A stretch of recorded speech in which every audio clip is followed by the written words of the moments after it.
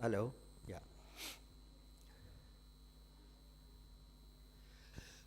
Good morning.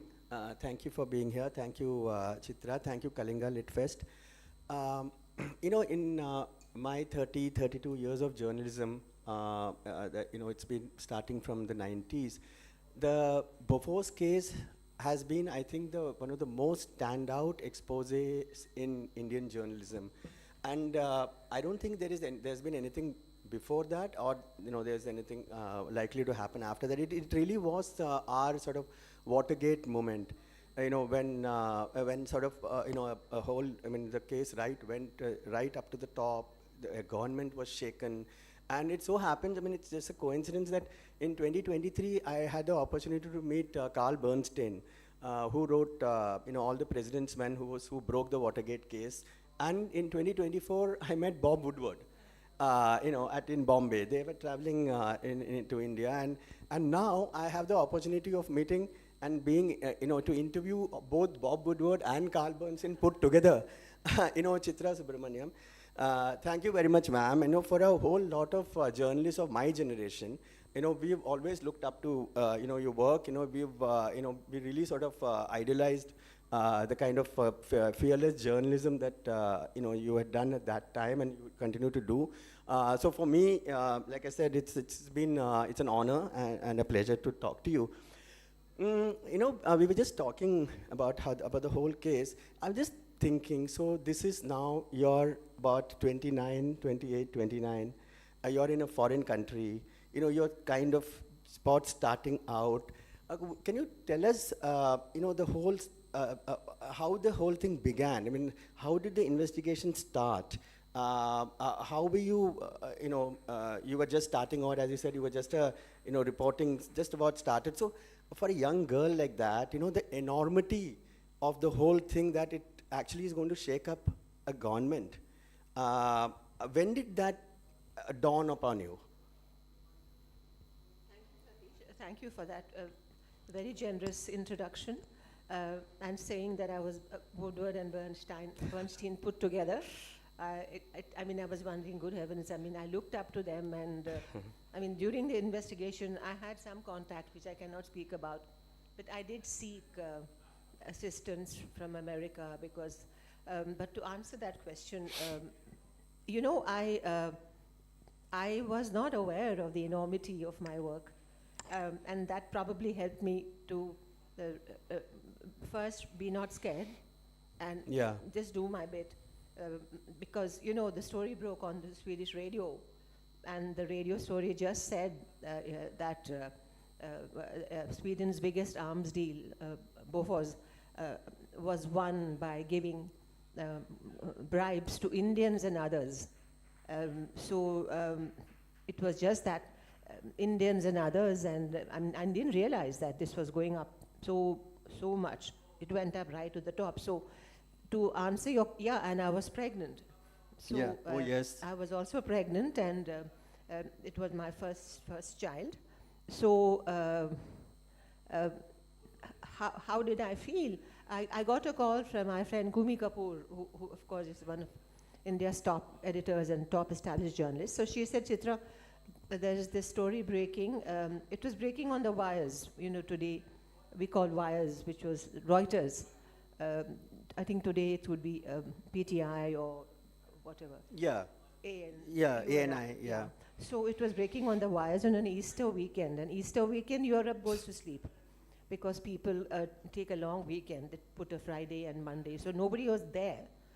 But by the time Tuesday came about, the story was all over the world. And Mr. Gandhi had already gone to the floor of the parliament and said neither me nor my family had made the money. So this story was also coming on top of everything else. I mean, the story had become very big in India. But how did I go about? I just followed the story. So, yeah. So at that point, I mean, you did realize that this is something very big that you're on to. No, Satish, No. not at all. Not at all, because I thought, okay, in fact, my first story was to look at how Swiss banks work. At that point, I didn't know. I mean, my first story on this was looking at Swiss bank secrecy, and I spoke to banker friends and figured out as you know, in Switzerland, there's all this banking secrecy. So my story was of course, the headline was Bofors, because the money had said that, sorry, the radio had said that money was paid into secret Swiss bank accounts. So I was not aware of the enormity. And of course, I had friends in Europe. At that time, I didn't have friends in Sweden. So I called my friends in Europe and they said, listen, do this, do that.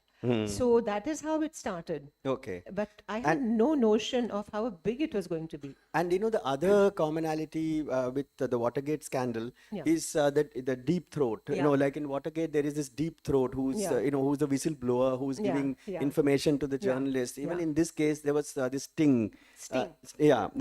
So how did you make contact with him, or he did with you? And at that time, I mean, did you think that you're going to get this deluge of papers and documents and information? Well, that's an interesting question, because at that time we didn't know who Deep Throat was. Remember? Yeah. There were all these questions about who was he? Was it? Right. We have some notions, but even today, well, whoever. So I was trying to find out who could give me information.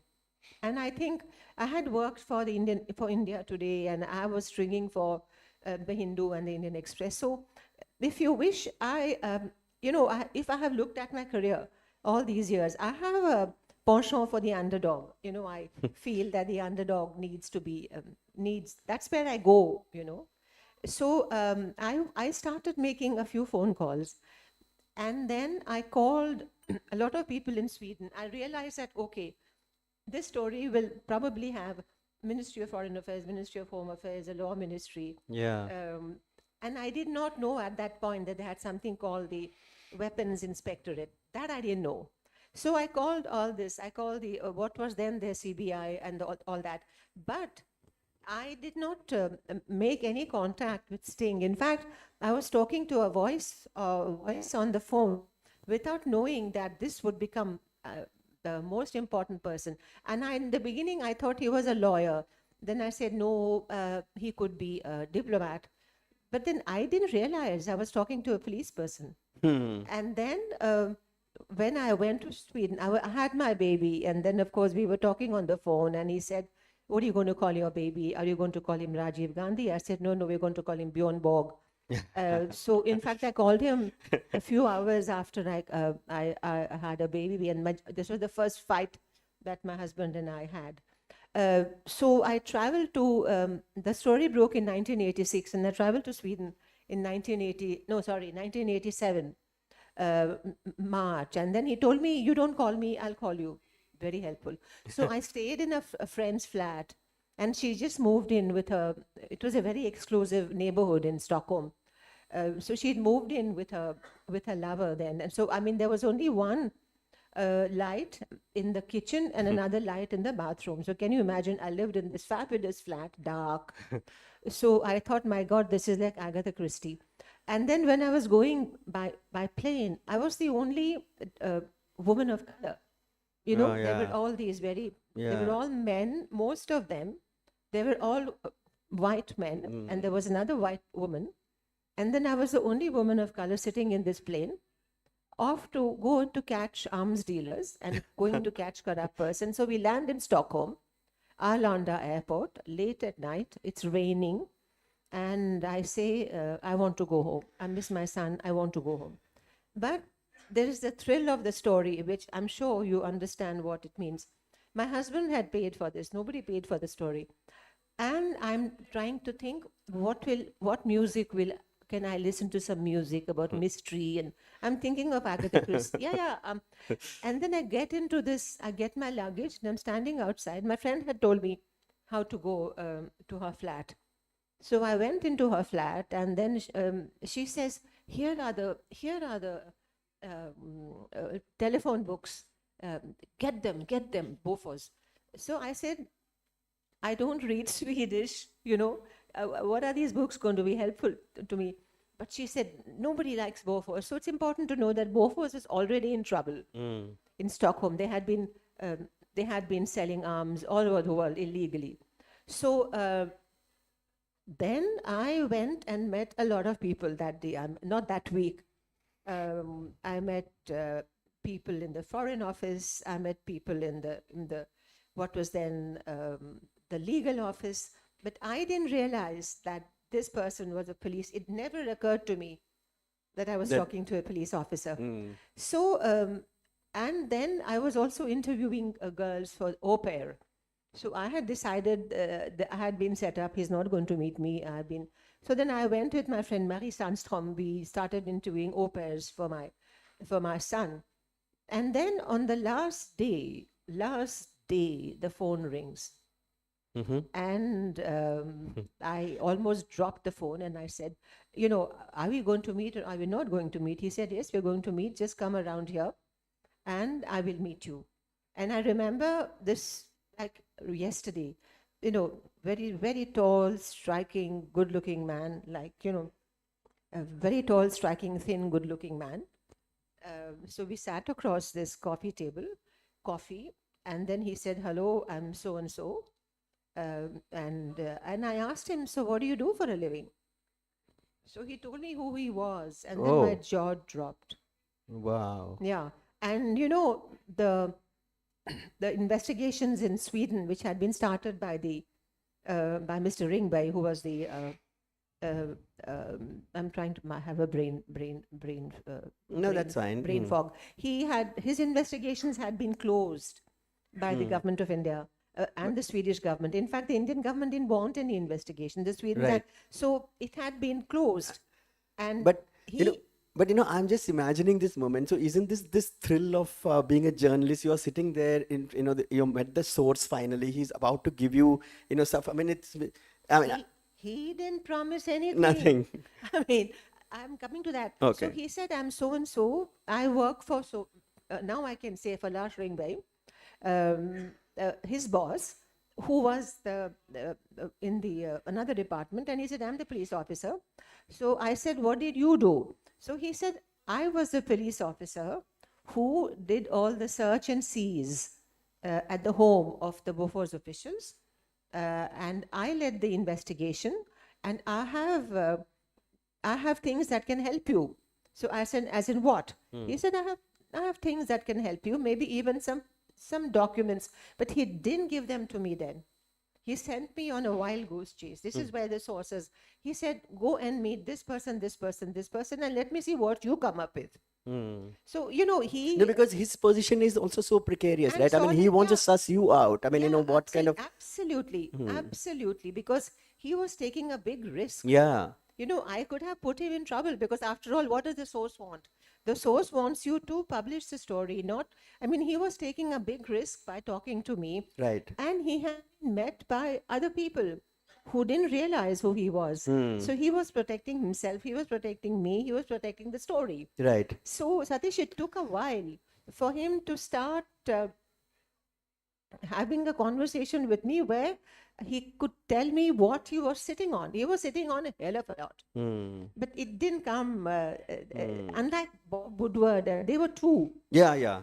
And they started it, of course he was anonymous, but they did start getting all those photostat copies. Yeah, but their thing took 1 year. Yeah. Mine took, by the time I got to all this, and the crime was much worse. There was just someone saying, I'm not a crook. But in this guy, the crook had been established first. We had to then go around. Yeah. Our prime minister also said, I'm not a crook. But then there were documents. So I had, by the time he started giving me the documents, Mr. N. Ram didn't believe me. And my editor, I had difficulties with him as well. But I got to, on my second trip, was when I went to his office, and you won't believe, my God, I was like a child in a chocolate shop. He pulled out, in those days there were these drawers, old like Godrej, no? So he opened up and says, take whatever you want. Wow, that... for an investigative journalist to be... Yeah, I didn't know what to take. He had told me, he was teaching me. Actually, I had a teacher, like a guru. I had like a guru telling me, Chitra, this is what has happened, this is what has happened. You need to understand how this deal had been set up, and Arun Nehru had set it up. And before him, I had met an arms dealer in Geneva who had told me that, the radio story had said 3% of 1.4 billion. It was not 3%, it was 14% or 18%. So he told me, look at the documents. Yeah. So, maths is not my, it's not my thing at all. So even to calculate How much it was. how much it was. And then I remember he made drew everything for me and said, this is this, that is that. This person had said this to me. I was looking at somebody who had actually spoken to Bofors officials, who had actually spoken to the president of Bofors, who had arrested people, and whose job was not being allowed to be done because the Indians didn't want it, and I was some kind of his last hope. So that was very heavy. But I didn't realize all this till I was really in the middle of it. And, there was And by now the case here in India had become quite big, right? I mean, it was had become it had very- blown, and it had become very big. And my friend Kumi was telling me, Chitra, you are leading the story. yeah, Then I got scared because then every word I said or wrote yeah, was, yeah. That I remember distinctly. yeah. I mean, it's And, Satish, I have difficulty letting copy go, even today. So I write and rewrite and write and rewrite. So, it was not easy. And then I got, now I can say, I had Mr. Ram Jethmalani saying that I'll take you to court because he was the Hinduja's lawyer. I had all kinds of lawyers telling me, I'll do this, I'll do that. But I'm thinking, look at my guts. I'm sitting in the middle. I mean, I'm Yeah. thinking, what kind of a person am I? I don't get scared. And I got threatened by lawyers, everybody saying, we'll do this, we'll do that. And I say, okay, I'm cutting onions and I'm taking, I'm mashing potatoes for my son. I'm saying, tell my husband, get some Pampers. I don't get scared. And it's now that I get scared. So I was saying, what? Huh? that's absolutely. I mean, it's just you're in the in the flow. I mean, it's happening, and you don't even probably I know don't that. have the time to get to- scared, including when I had documents placed outside my house by anonymous people. It meant that somebody knew where I lived. My car's brakes were slashed. I write about it in the book. Yeah. My car's brakes were slashed. My windshield wipers were broken. We lived in a place called Glaw, and I just went down. I mean, I went out and I took a broom because I've been watching too many movies. So from a broom, I would attach another stick and then do under my car to see if there was Do a you want bomb. to read that portion? Would you like to just read a bit if you can locate it? I remember it's been so fascinating. If I can locate it, I wish I had done Okay, we can maybe No. come to that. Yeah. So I go out into my car, sit down, and everybody in my neighborhood is looking because they don't know what I'm doing. So I do this, thinking that if a bomb goes off, it's all in the book, please, Vana. yeah. So, no, I went through all this, and my husband is telling me, and he didn't get. He's saying you're watching too many movies. No one's going to kill you. The danger and the enormity of it all didn't hit us. No. And the other thing, then the reception here in India. I mean, you were saying that how you were quite disappointed and you were kind of felt let down, Yeah. by the media here, so what was it like? Is it because that by now they knew that they had to protect certain people? The case is becoming big and it's going right up to the top. The monies are for that time, quite huge. In fact, as you said, it's not even what the amounts are much bigger than Yes. what was Yes, said at yes. that time. Yeah. So were all these things happening here, and did you feel that the journalists, the editors here were not taking your stories No. fully? Yeah. So thank you for asking that, because in the beginning, I had in fact, I still do, the reception among my colleagues was that hamari biradari ke hai. I didn't feel any envy or anything. People were wanting to help me, and I would give a story. They would really help me. But my editors let me down. Mr. N. Ram, for example, became the story. And we had one piece of evidence that said Gandhi's trustee lawyer. There was a meeting in Geneva between Martin Ardbo, who is the chief negotiator for Bofors, and Gandhi trustee lawyer. And this is the first time the name Gandhi appeared in a piece of paper. And to make myself sure, to make sure that this was, I gave it to somebody who didn't know Gandhi, so it was completely blind. And he said, it's Gandhi.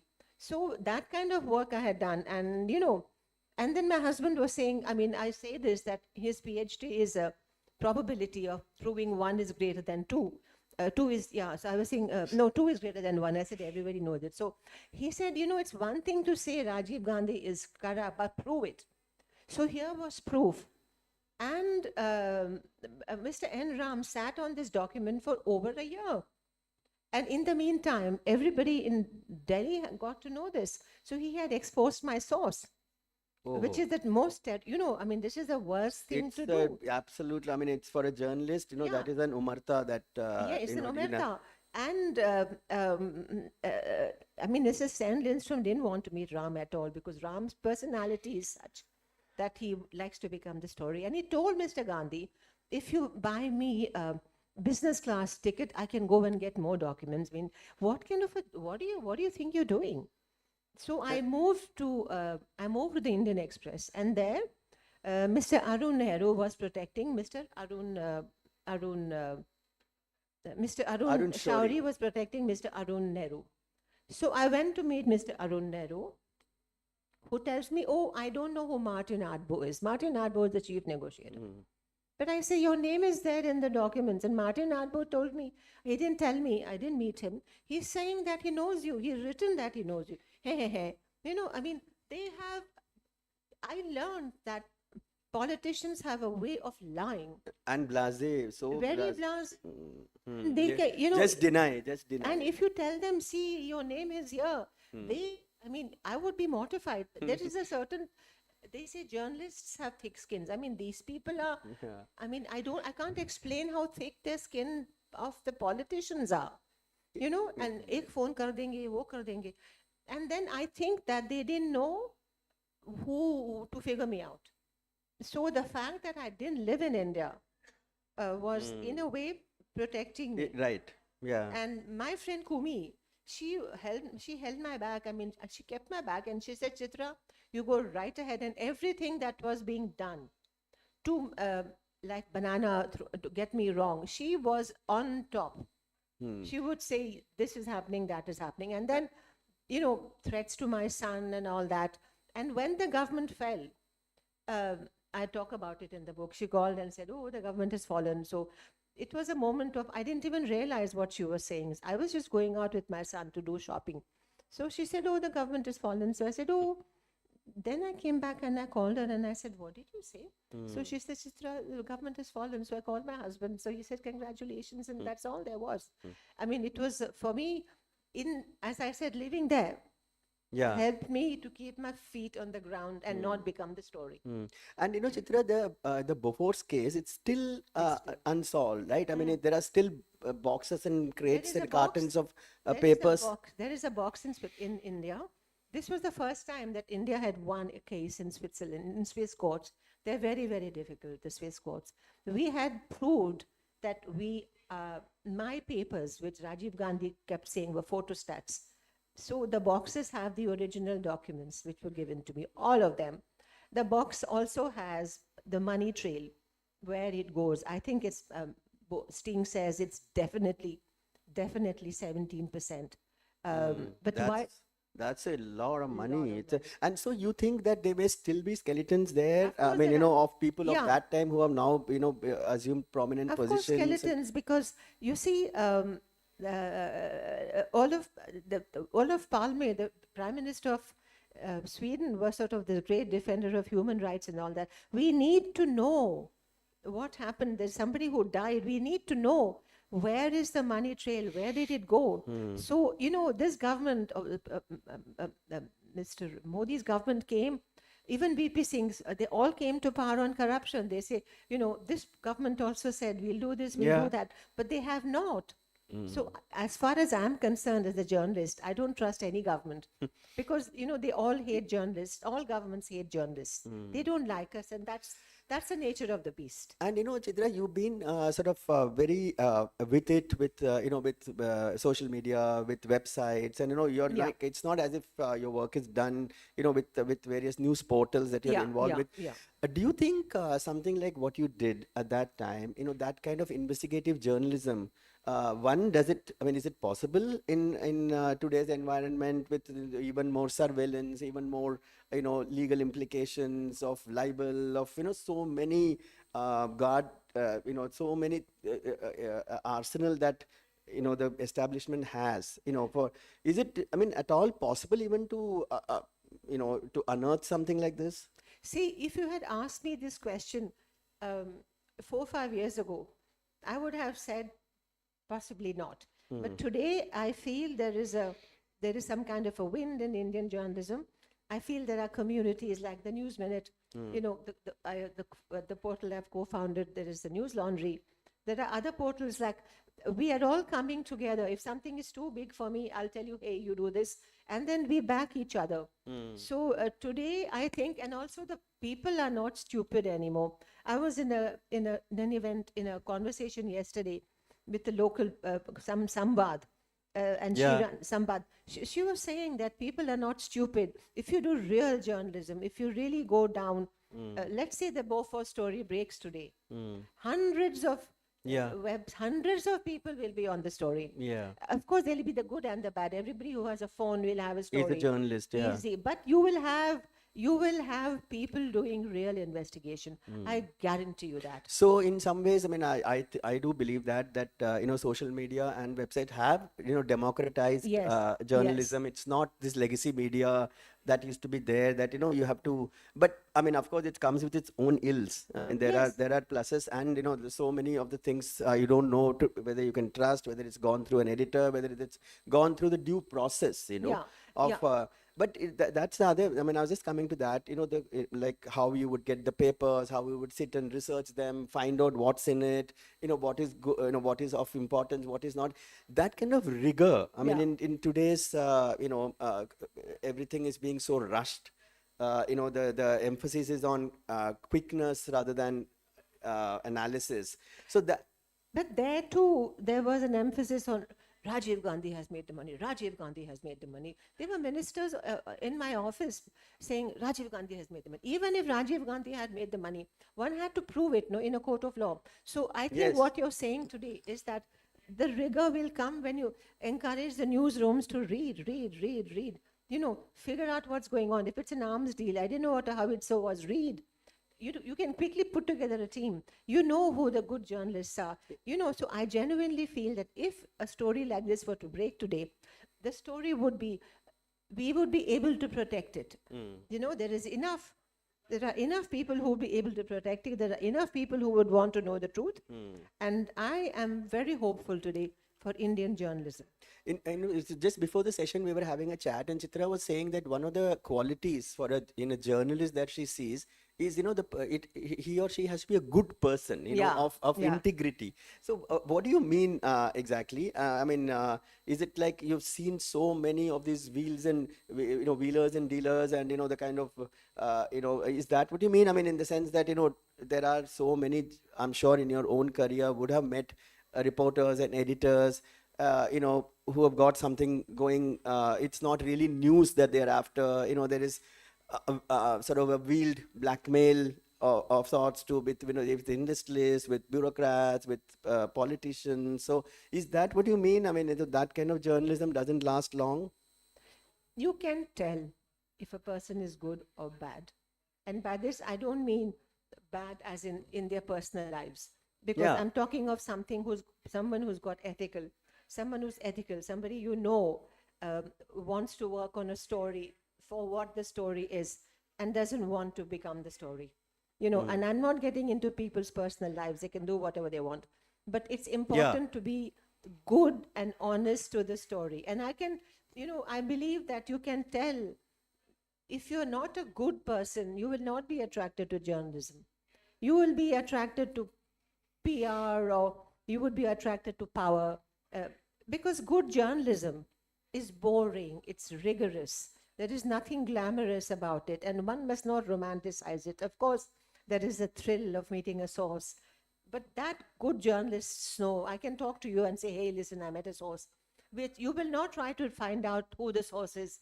You will not, you're Yeah. not Lucy. You will not stab me in the back. Yeah. You know, Yeah. you will give me the freedom to Yeah. tell you. So I think you have to be a good human being. And I'm a person of faith. You know, I believe, and it can be either faith in God or, you know, people of faith, you can tell. You can tell if somebody has thought things through, somebody who, in the conversation I pick up, and I've been told I have a nose for things. You know, Moog, as you know, Tanjavur Moog. I feel that, you know, I think I have some kind of a talent that people trust. You know, Moharasi, like I have sources in Switzerland, I have sources. So, you know, I mean, I don't want to boast about it, but I think there's something in my face. I mean, I can tell you I'm sitting next to somebody and then tell me all about their lives and I forget. I know I also forget things. And I'm not interested to know what you're telling me. So, seriously. And Chitra, isn't it absolutely amazing that after so many years, you know, how the, you know, in our psyche, the Bofor's case is still alive. You know, the book, I know her book is still on the bestsellers list. It's Yes. like, I mean, it's, so if you want to talk a little bit about the book itself, I mean, you know, I'm sure maybe people should go and pick it up from upstairs. Yeah. Writing of the book was, why did I write it 35 years later? Yeah. Because my story, I have never told my story from my perspective. And I felt that I mean, anybody can write a book about Bofors. There's so much in the public domain. But I had not written anything from my perspective, everything I went through, my, you know, my joys, my sadness, my envy, my, you know, joy, sorrow, envy, anger, everything. I had to write it after all that had gone. I had to be in a peaceful state. You know, I was diagnosed with cancer. I have had 2 transplants, multiple myeloma, all of that. So, you know, I was, we have 5 minutes to go, I think. Okay. Yeah. So, you know, I lived through all that. I mean, my aunt is sitting here, Dominique Radhakrishnan. You know, I interviewed General Sundarji in her house when things were tough. She stood by me. So, you know, I have a lot of people who stood by me. And I believe that most human beings are good. And I write about it. And I have met only goodness in my life. You know, I have met goodness, a that's lot of fantastic. goodness, you know. Yeah. That's Goodness, I attract goodness, and I think everybody in this room is good. You know, I really believe that the world has more good people than less good people. absolutely, absolutely. I think, you know, I'm sure we can keep chatting, but I think we are running out of time, and Yeah. I think a lot of people have a lot of questions to ask because I was just chatting before the when. So let's just open this up for if anybody has any questions. Maybe one of the volunteers can go with the mic. They're talking so loudly on the other Yeah. side. I mean, it's impossible. Yeah. Is there you have a question? Can you give her the mic, please? What is this? Yeah, I don't know where is the sound coming From from? that side, they just From the talk next so hall. loudly. Okay. Hello, Chitra. I'm in Usha Venkatraman again. Wonderful panel discussion. I had so many questions, but now that you have taken out your book, so I will read the book and then I will grill you. But when you talk about goodness, if you seek goodness, goodness is there. So I think it's been your vision to only see good in everyone, you know, and I think that's a very plus point. Maybe you have that energy which draws the good others to also come and confess things to you. Yes, the Bofors case is an unending mystery, you know, which one wants to unravel. There's so much. I know you can't reveal your source. We already spoke about it No, yesterday. I did. But there are a few I cannot, but most of them are in the public domain. For example, Snowman I can't reveal. He doesn't want yet. So Yes. Is there some mystery that you're unraveling right now? is there some mystery that I'm unraveling just now? Not a mystery, but something which, see, journalism, I believe, is a public good. Yeah. So I'm working on something in public health, which I think should be revealed. It's got to do with a pharmaceutical company. Oh, wow. Yeah. So pricing and what they are doing, something that can be sold at a throw, they are really jacking up the price. So since I live with cancer, I don't want to advocate because the kind of care and cure I've got in Switzerland is not available to most people. So that's why I don't talk about it. But I think that cancer care in India should be given at a much lesser price than it is. It should not be done. There's a lot of money making in the health sector. These super specialty hospitals are all just killing people. So I'm working on something in that sector. So hopefully, and I have wonderful people. You know, when you say good, I'm not all that good. You know, I want to make it clear that I'm reading the Bhagavad Gita now. You know, finally I'm reading. Interestingly enough, my teacher in the Bhagavad Gita, who's my guru, is the daughter of Sten Lindström. So she came to India to release my book, Ilva, and she is teaching me chapter 2. You know, so I am studying with her. And in chapter 2, there is that Karma Neva, 42nd, where Arjuna, where Krishna tells Arjuna, inaction is not an option. Yeah. You know, inaction is not an option and you must act wisely. So that's a lot of responsibility. So I think that a lot of people will act wisely if they have the right information. And I think it's the job of a journalist to give them the right information. How they act, karma neva adhikaraste ma phaleshu kadachana. So you cannot tell people to do what they must, but you must give them the right information. So I'm not pretending to be Krishna, but I feel if journalism is a public good, then it's our responsibility to give the right information. Yeah, and I mean that as far as the readers and the viewers go, I mean the journalist's basic tenet is also to make power feel uncomfortable. Yes. I mean, you know, it can't be good in that sense. I mean, in the Yes. sense that, you know, Yes. yeah, I mean, you are trying to dislodge, disrupt, And established. journalists are not bad people. People should not be scared of us. Look at the case in Indore, where a child died, a baby died because a little water was mixed with the milk. Yeah. And the minister says, "Ha, kuch nahi hua, ghanta," was insulting the journalist. And the journalist was doing his job. And, you know, I think it's going to come. I mean, it's terrible that this child died. Where is the outrage? So it is our job. Yeah. Are there any media journalist students here among the youngsters? Anybody has any question for Chitra? If or anybody wants to pursue journalism after college? Anything that occurs to you you want to ask about today's journalism? As she said, today everybody's a journalist with a phone, you know, and with social media accounts, and anybody can do a story. And so, is there anything that somebody from the youngsters at the back, anybody wants to ask? Yes, please. Good morning, ma'am. As a journalist, I wanted to know, how do you maintain your transparency and how do you ensure that your personal bias does not interfere? Good question. Very good. Very question. good, absolutely. It's there for you know, however old you might be in the job, it's always there as it's a Very good good question. And you know, even after 45 years, there is no way. But you know, my source, Sten Lindström, he told me cockroaches don't like light.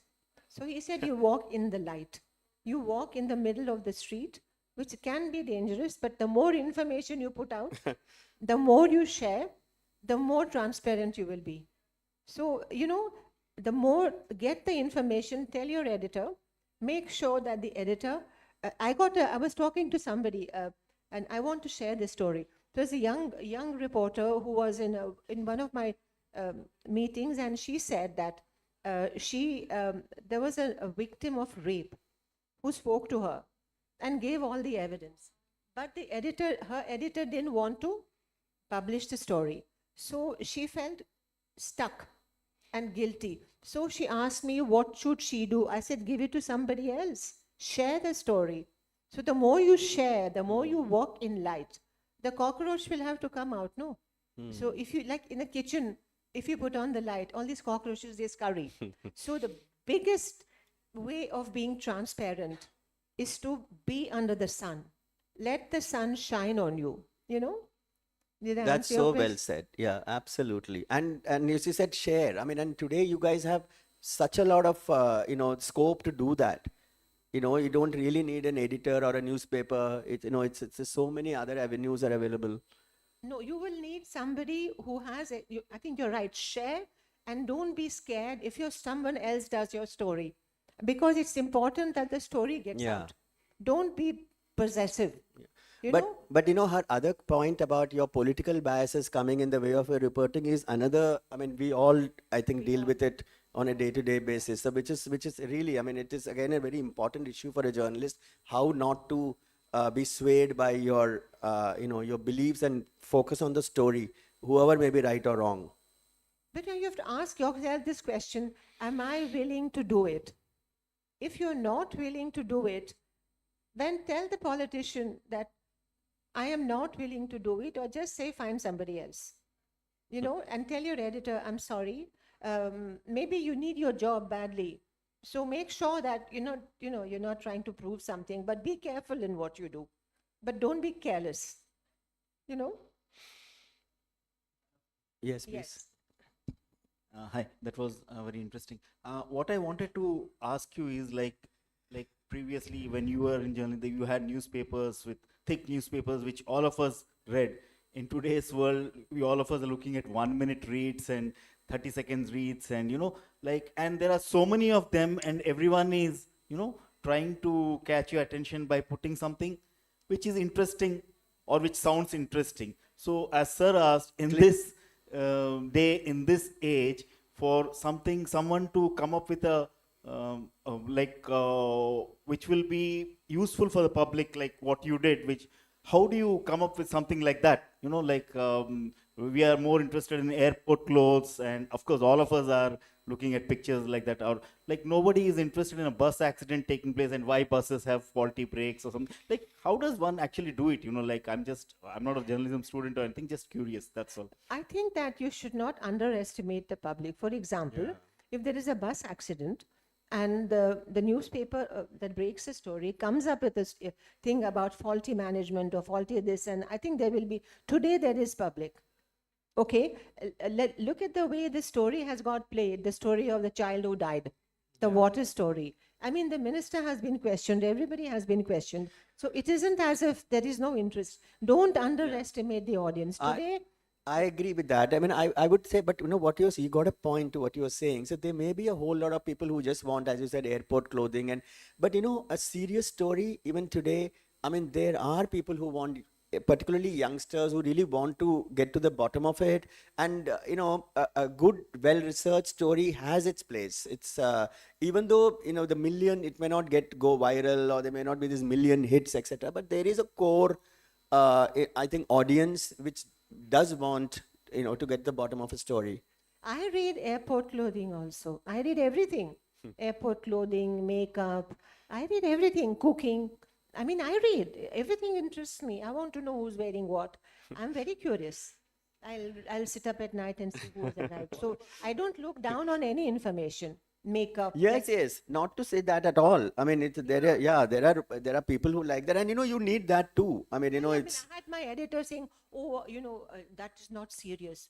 What is not serious? I want to look nice. Everybody wants to look nice.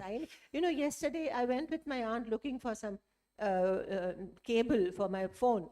Then I saw one lady doing makeup, so I was attracted. Everybody wants to look good. It's rubbish to say that that you have to look sad and bad and be a journalist. All that is rubbish. I'm interested in everything. It's just that how much of my time is interested in airport clothing, you know. So I don't look down on anything. Did I make sense? Yeah. I'm sure may all agree to that. Thank you very much, Chitra. It was Thank a you. fantastic conversation. Thank you very much for the time. Thank you. Thank you so much. Thank you so much for coming so early in the morning. Yeah. And please feel free to send me a mail. As they say, I'm on fax. No, I'm not on fax. And you probably don't know fax. But, you know, if you wish to speak to me, I'm very happy to speak. I'm on email. So thank you so much. Yeah, thank you. Thank you. Thank you, Satish. It was really lovely. Yeah. Am I not?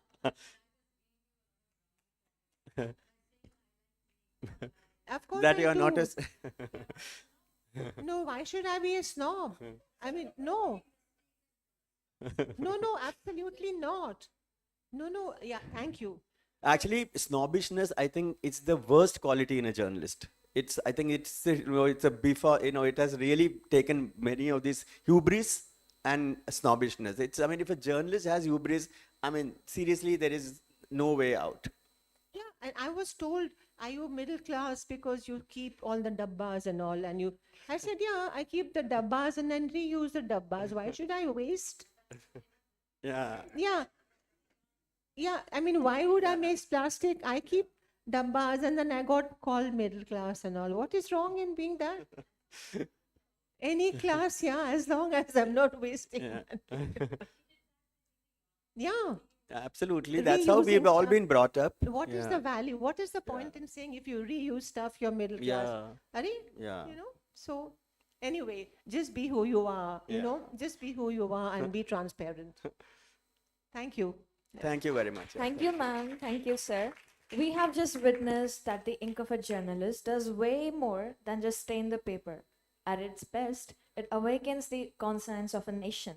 My deepest gratitude to Ms. Chitra Subramaniam for sharing her remarkable journey and to Mr. Satish Padmanabhan for steering this dialogue with such insight and grace. You have reminded us why the pursuit of truth remains the noblest of professions. Now, I'd like to request Chitra ma'am to felicitate Satish sir.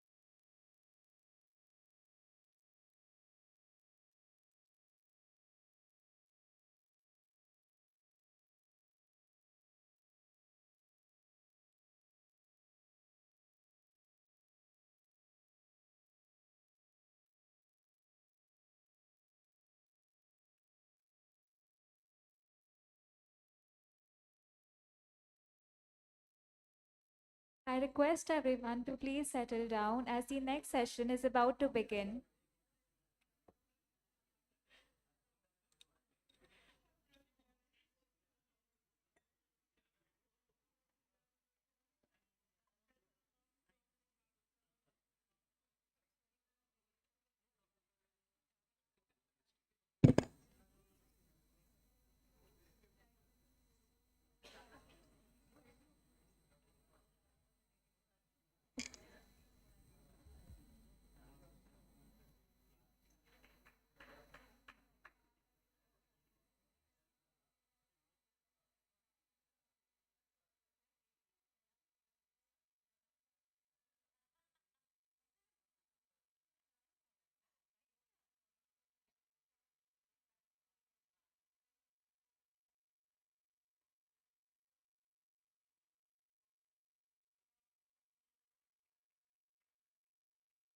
Namaskar everyone. I, Anshika Anand, welcome you all to the Kalinga Literary Festival. History is not only shaped by empires and monuments, but also by ordinary lives, forgotten moments, and stories that quietly slip through the cracks of collective memory. Many such narratives remain hidden, waiting to be rediscovered and retold, offering us a deeper and more human understanding of the past. This session, titled Forgotten Footprints Untold Stories of Humanity's Past, explores these overlooked histories and the traces they leave behind. Joining us for this session is Pratik Dash Gupta. I would like a huge round of applause, please. A writer, a researcher, and editor with a background in material science. He is the author of Forgotten Footprints and is also known for his editorial work with Tea Time History and his Substack newsletter, Forgotten Footprints. He will be in conversation with Upasana Sarangi. Once again, a huge round of applause, please. A faculty associate at Keat University who is currently working on a research paper on human rights, literature, and will guide the discussion. Over to you, ma'am. Thank you for introducing us, and I would like to thank Kalinga Lit Fest for organizing this session with such a wonderful and eminent figure. So it is his debut novel. He's had a journey from studying material sciences at Pennsylvania State University to I think he always had an interest in history, and he's explored that horizon at the moment. If I talk about his book, it was one of the most insightful things I have ever come across. He has seamlessly divided his book into 4 sections. He talks about the dawn of civilization, the rise of civilization, lost cities, and forgotten empires. And I think what sets his book apart is that he is talking about the alternate histories, the stories of eminent figures as well as societies which are often left unacknowledged by the mainstream history books. And in doing so, he has made history accessible, not just through the choice of subjects, but also how he approaches these certain subjects. The multidisciplinarity of it, because it starts with the architecture, but then we also learn about what they ate, how they practice their religion, how they perform death rituals, and how they considered what is sacred in that. And I think that is what makes his book so interesting, and he poses a lot of questions in between which would make you engage with the book as a reader. Although he places a lot of facts before us, it is meticulously researched. He pulls it across like a story. He weaves it together by bringing in a lot of multidisciplinary elements. So without further ado, I would like to start with uh, you talking about your journey. Like, how did you shift from this career in manufacturing to talking about the untold stories of humanity's past? So, hello everyone. Thanks for coming today. And that's a great question. Since childhood, I was always interested in history. And I always like to joke about that. I took up material science because I thought they'll teach me how to manufacture ancient weapons. So turns out that's not the case. They teach you polishing a ton of metals and analyzing the microstructure. So during my master's, I actually studied the Cape York meteorite, which is still used by the Inuit people to manufacture tools. And meteoritic iron was found in Tutankhamun's dagger, and even Emperor Shah Jahan had a dagger made out of meteoritic iron. So there's always a connect with the past in things we see in everyday life. And that's what inspired me to write about history. Of course, like everyone, I start off with the popular histories on which there's more writing, like for example, writings on ancient India, ancient Greece, ancient Rome, ancient Persia, ancient Egypt.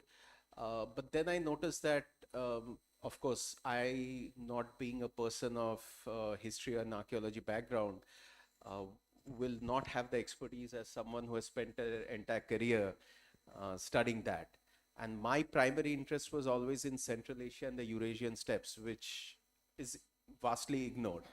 And when I started writing online, I noticed that, to my surprise, that whenever I wrote a little bit offbeat history, the responses were significantly better than when I would write on mainstream history. So I'm like, there is a synergy of my interests as well as the reader's interests. And the beautiful part about writing in 21st century is, unlike in the past when you had to write a manuscript, look for an agent, look for a publisher, who will get you the readers. Here you test out your ideas on readers well before you approach a publisher or the publisher approaches you, depending on the situation. So I would say that's how my journey started, as a hobby writing, which sort of grew into a more professional form of writing. And it was through my blogs that the publisher discovered me and approached me with the concept of a book for forgotten histories. And also, like in our conversation, you mentioned you started writing during COVID, and I think COVID has been able to bring a lot of, yeah, authors. Yes, definitely. And would you like to talk about your cover? And you have such a rich layout of illustrations throughout your book, so I think you can talk a little bit about that. Yeah, so first let me get to the illustrations. When you introduce a topic which people are unlikely to have heard of, many people, I'm not saying not everybody, many people are unlikely to have heard of, a visual experience aids their learning. That is actually one of the things I had picked up during manufacturing, where it was easier to give instructions to factory workers through visual aids. So I try to balance the text and the visual experience of the reader, because in the end, the idea is to get the reader interested in a forgotten chapter of history. And the artifact that you see on the cover, it's a very unique artifact. If you see, there is a human-like creature with a double-headed eagle, and on one hand he's wrestling a boar, and the other hand he's wrestling a lion-like creature. So this is the axe head, which was found in the Oxus civilization, dating to the late 3rd and early 2nd millennium BC. So Oxus, for those who are not aware, was the Greek name for the river Amudarya, which flows in Central Asia through Turkmenistan. Huh? Amudarya and Sirdarya, yeah. So Oxus primarily flourished between Amudarya and Mughrab rivers in Turkmenistan, and stretched all the way till Afghanistan. So this artifact, so if you see the location, they had a very strong trade tie with the Indus Valley civilization, as well as the civilizations to their west. That was the Iranian civilizations of Jiroft and Elam. And then you had Mesopotamia further west. And in the north, you had the Eurasian steppes. So all these regions were influencing the Oxus people. And this particular axe head has a strong connection to the artifacts that we see from Jiroft and Elam of Iran. So the idea was to spark a curiosity among the reader that, okay, what is this? is this even a real object and where it could have come from? And then to go deeper in that. That is fairly interesting. And you mention in your book that greatness is fleeting and memory is a deliberate choice. So, when you write a book like Forgotten Footprints today, you do address certain global anxieties that are present in today's time, because why are we having these conversations in the first place? And I think your book addresses that to a large extent. So, I would like for you to elaborate a bit on that.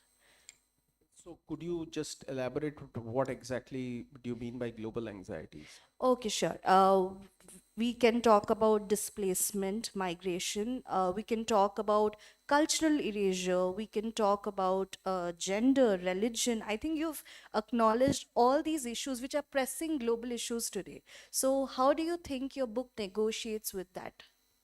So in the book, as I mentioned in the chapter on Cahokia, that there was like, for those who have not read the book, Cahokia was the largest city in present-day United States on the banks of Mississippi, well before the European arrival. So north of Rio Grande, there was this magnificent metropolis, which at its peak had a population rivaling London and Paris, and it was built by the indigenous people. So when the Europeans first saw these magnificent mounds that were there, they were so shocked that, okay, they just gave reports like indigenous people couldn't have built it. It would have been built by the Romans, Phoenicians, Egyptians, and all kinds of conspiracy theories went. And the first person to acknowledge it was President Thomas Jefferson, who read a report from his friend, Brackenridge, a congressman, and he said that, yeah, these must have been built by Native Americans. And in this city, there were several mounds which were found on private property. And when the government of the respective states, so one mound was found in the state of Illinois called the Powell's Mound, and the farmer whose land was found, that's why it's called Powell, he could not come to a financial agreement with the government of Illinois, and it was destroyed. So this happened in maybe a century back, sometime around 1930s. Today, it is a lot harder to do such a thing because there is a greater awareness of the history of indigenous people of Americas. Now, if you think about it, in our country as well, it is a lot. Lord William Bentinck wanted to destroy the Taj Mahal and sell the marble because he felt that its upkeep was too expensive. So it was not possible to do it because too many people were emotionally attached to it. And they said that, no, this is a heritage symbol of our country, it cannot be destroyed. So that is something I want to highlight through the book, that people's histories are a choice. We ignore some and we highlight some. In the 19th century, the entire study of archaeology had begun because a bunch of Europeans were interested in finding out the cities and kingdoms of the Bible. So Bible was deeply imprinted in their mind, and there were others like Heinrich Schliemann, who was interested in uncovering the Iliad and Odyssey, the Trojan War. So he was so obsessed with that, he named his children Agamemnon, and like he would name them after the characters of Iliad. So these drove the archaeological findings, and now we see that in India also, where we see that Mahabharata and Ramayana, the interest in that sort of drives the archaeological finding. And sometimes we try to connect the two.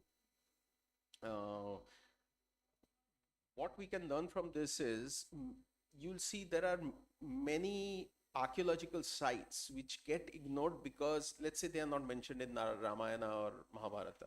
Like near Bengal, you have the Chandraketugad archaeological site, where you had the world's first depiction of a mermaid on print. Like somebody drew a mermaid. That predates any European depiction, or even in the Middle East. Yet that is not very well known, because Chandraketugad, you just have some archaeological reports sitting in the Indian Museum. So that's what I wanted to highlight through this book, that much of these histories are a choice or a conscious choice that we make about what we want to remember and what we want to ignore. And yeah, and that's how I think maybe global anxieties can be addressed. When we look at the first two sections of your book about the dawn of civilization and the rise of civilization, we understand how human settlements are first formed and then how other things develop, like we have seen with Gravitians and everyone, that them coming together, them forming a community, and then a lot of community practices begin. And you've deliberately used society for certain sections and the word civilization for others. Yes. So the choice of using the word civilization has been very deliberate. So can you talk us through what constitutes a civilization within the narrative of Forgotten Footprints? Absolutely. So when I have used the term civilization versus culture, it is the academic terms that I have used. But that doesn't mean a culture cannot be civilization, because if you see my chapter on section on rise of civilizations, the first chapter is on Vinca culture. So in Europe, as I said, there was a greater interest in the Bible, and the events take place in Near East. The Europeans were not that interested in finding out what was there in their backyard. So to consider that there could have been a European civilization which predates Minoans, Greeks, Romans by thousands of years was not comprehensible to the average European. And that too because it was in the Balkans. Balkans is like sort of the backwaters of Europe. That's why I use the term civilization to refer to Vinca culture, because it had every characteristic that you come across in Mesopotamia, Egypt, India, China, Rome, or Persia. They had those characteristics that you see, like the urbanization stages, advanced smelting, writing, which was dismissed by many that no, this is not a written script. And later, they gave rise to these magnificent settlements in Ukraine and Romania called the Cucuteni Triplia culture, which even in life science recently they have termed it as the world's first cities, predating Mesopotamia. So the main reason they were not called cities is people were not able to find some monumental architecture that would define a city or the evidence of hierarchy. But often absence of evidence does not mean that there was no hierarchy or there was no monumental architecture. They had different views about that. So you found buildings which were longer than other buildings with greater number of idols, and people said that, okay, these could be religious centers. And having towns with population of 20 to 30,000 people around 5000 BC is not a easy feat. So when we talk about civilization, another thing I like to keep into account that it is not always the size per se, sometimes the impact matters, which is why in the Sintashta culture, those settlements were very small. They were not more than 800, 1200, 1000, 2000 people. Yet I term them as civilization because the impact they left on history. The domestication of horse was a major event, and that completely changed human history. And even the chariot, for a long time, chariots were used in wars and also for long distance transportation. So when there is an impact of a culture which goes across generations and keeps impacting people across generation, are we to dismiss them as barbaric? I'll give another example. Almost all the gentlemen here are wearing pants, including myself. But at one point of time, pants were considered uncivilized. Every major civilization, be it India, Rome, Mesopotamia, Egypt, they used to think that wearing stitched clothing is the ultimate mark of being an uncivilized person.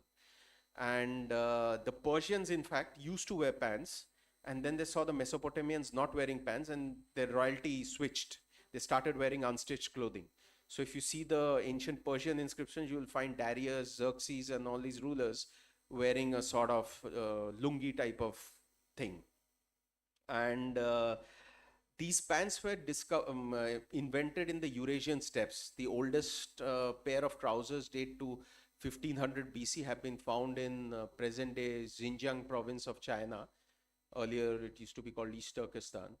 And the people of the Eurasian steppes not only invented pants, they invented buttons as well as the belt.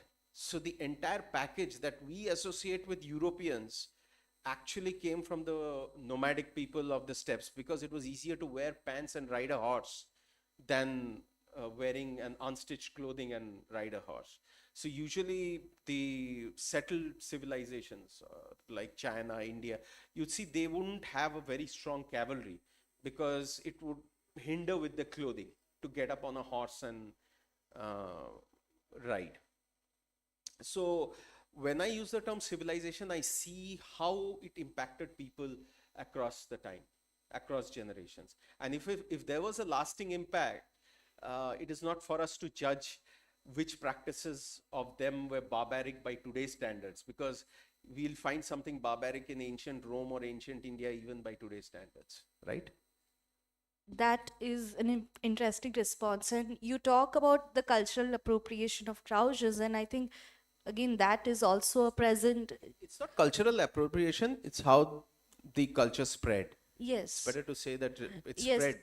but wouldn't you agree that the mainstream history also contributes to the appropriation to some extent, like when it deliberately misses out on Yeah. these informations? Yeah, sometimes many people would say that ignorance is a choice. Yes, exactly.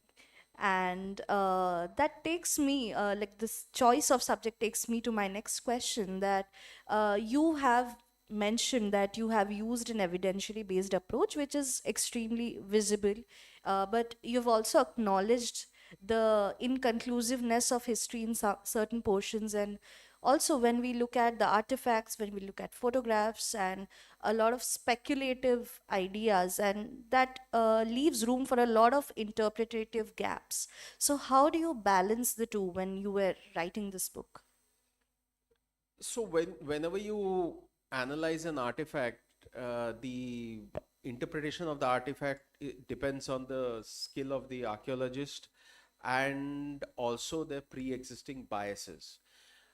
In few cases, we go by evidence. For example, when we talked about Çatalhöyük, where you had these voluptuous women with huge bellies and breasts and thighs, they were seen as fertility figurines.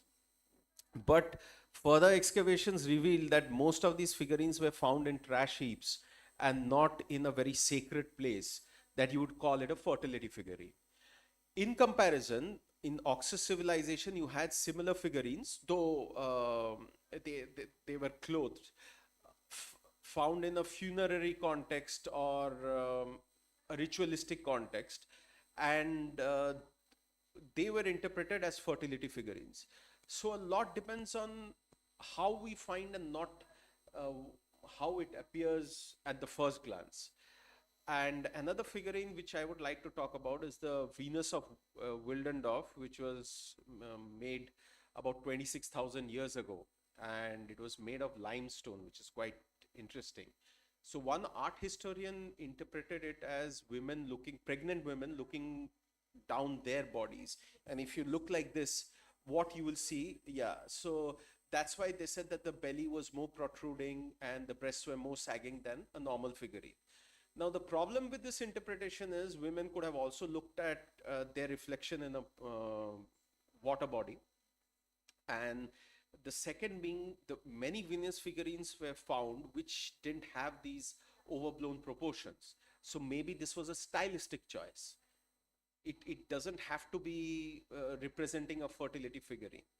And another interesting thing is, only in 2022, it was found that the limestone that was used to make was either from the Austrian Alps or it was from Ukraine. So if the material used to make so not Austrian Alps, sorry, Italian Alps, Lake Garda in Italy, the artifact was found in Austria. So if it was transported that long, it is very unlikely that a pregnant woman made it and took it with her that far. So it most likely could have been a children's toy or a good luck charm or an amulet that one passed from one generation to another.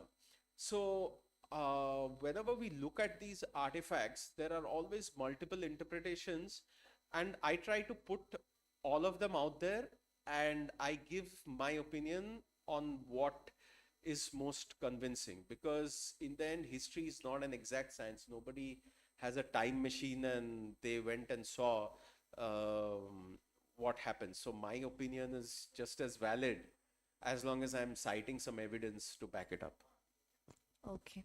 I think that answers a lot of things, like your approach towards the book in itself. And I would like to now talk about Tel Brak, which is now a part of modern day Syria. So I would read out actually the way you end the chapter, and that uh, leads to my question. So you say that historians and archaeologists have long considered Uruk as the world's oldest metropolis. However, recent excavations at Tel Brak compel us to reassess our previous conclusions. The beauty of archaeology is that it helps us rewrite history based on evidence. We should remember that much of Tel Brak remains unexcavated. What secrets lie beneath these layers? Was it even older than what we know? Time will tell. So, of course, it is an extension to how you answered your previous question. But in this context, do you think that when we get to find out more information about Tel Brak, then it will again change our understanding of past? And in not just this chapter, across chapters, we've seen the pattern that despite being located in the past, all the researches that are being done now, it is adding on to our present conversation. So the facts are suspended across time. So how do you feel about that, and how do you think these uh, these stories that even you have written, I think you were mentioning that some of the researchers have also developed even further in the process of you writing this book. So how do you negotiate with that? Yeah, so before we proceed, I'll just give an introduction about Tel Brak to the audience. Tel Brak was a city that was, not city, there was a archaeological site that was found on the banks of the Khabur River, which is a tributary of the Euphrates. Um, the most interesting thing about Tel Brak is many of you, has anyone heard of Agatha Christie or read their books? Some of you must have. So her husband was the chief excavator, and she was present at the site, and that has inspired a few of her novels later on, as well as one of her autobiography. So in Tel Brak, what had happened was initially people were just excavating what they thought was a city dating to the Akkadian period, which is around 2300 BC.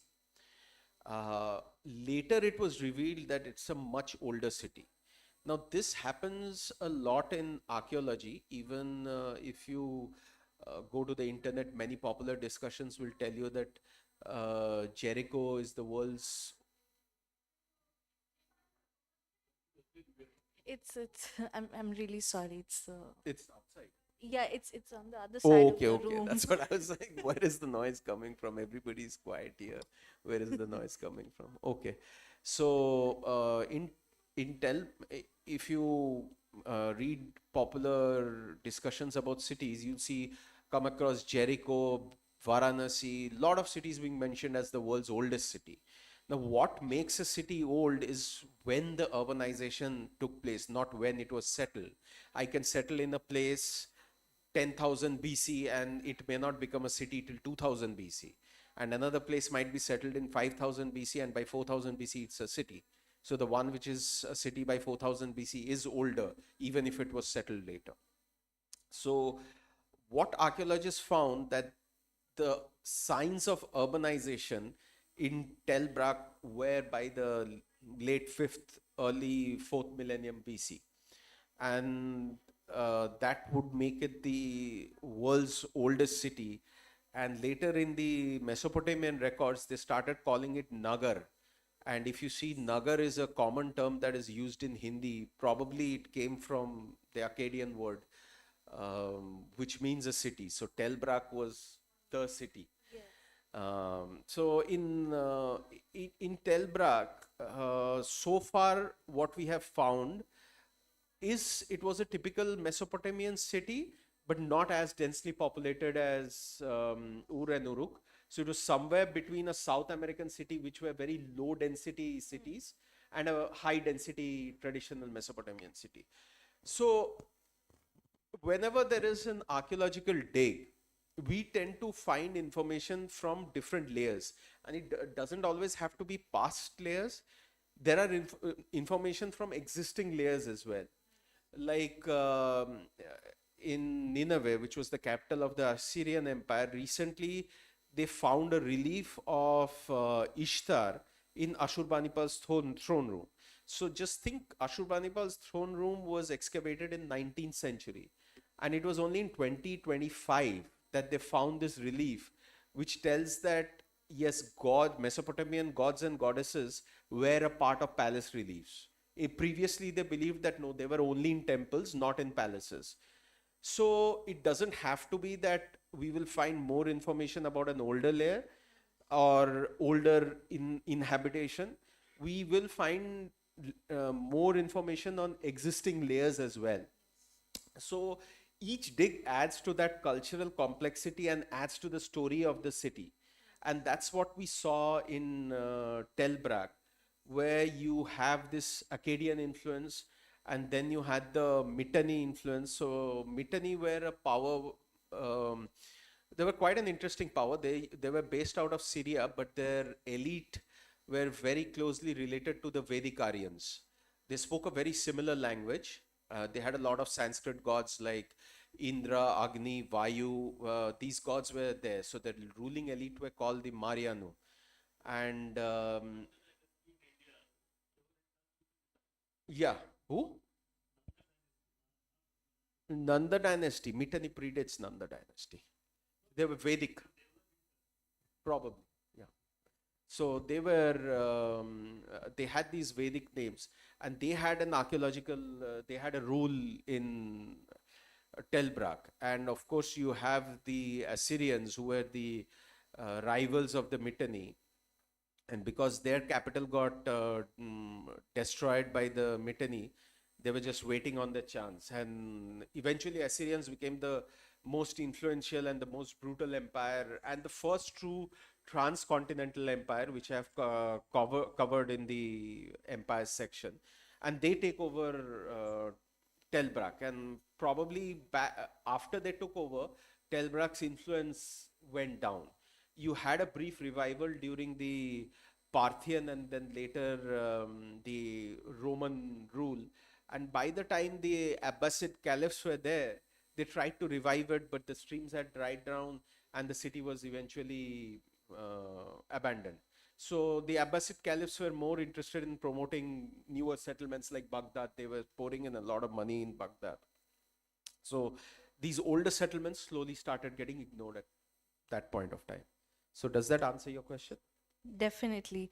And Tel Brak is also, it's the way you've written the rise and fall of the civilization. It tells us that the civilization is it's influenced by the cultures that inhabit it, like the kind of people they make what it means to be in that civilization.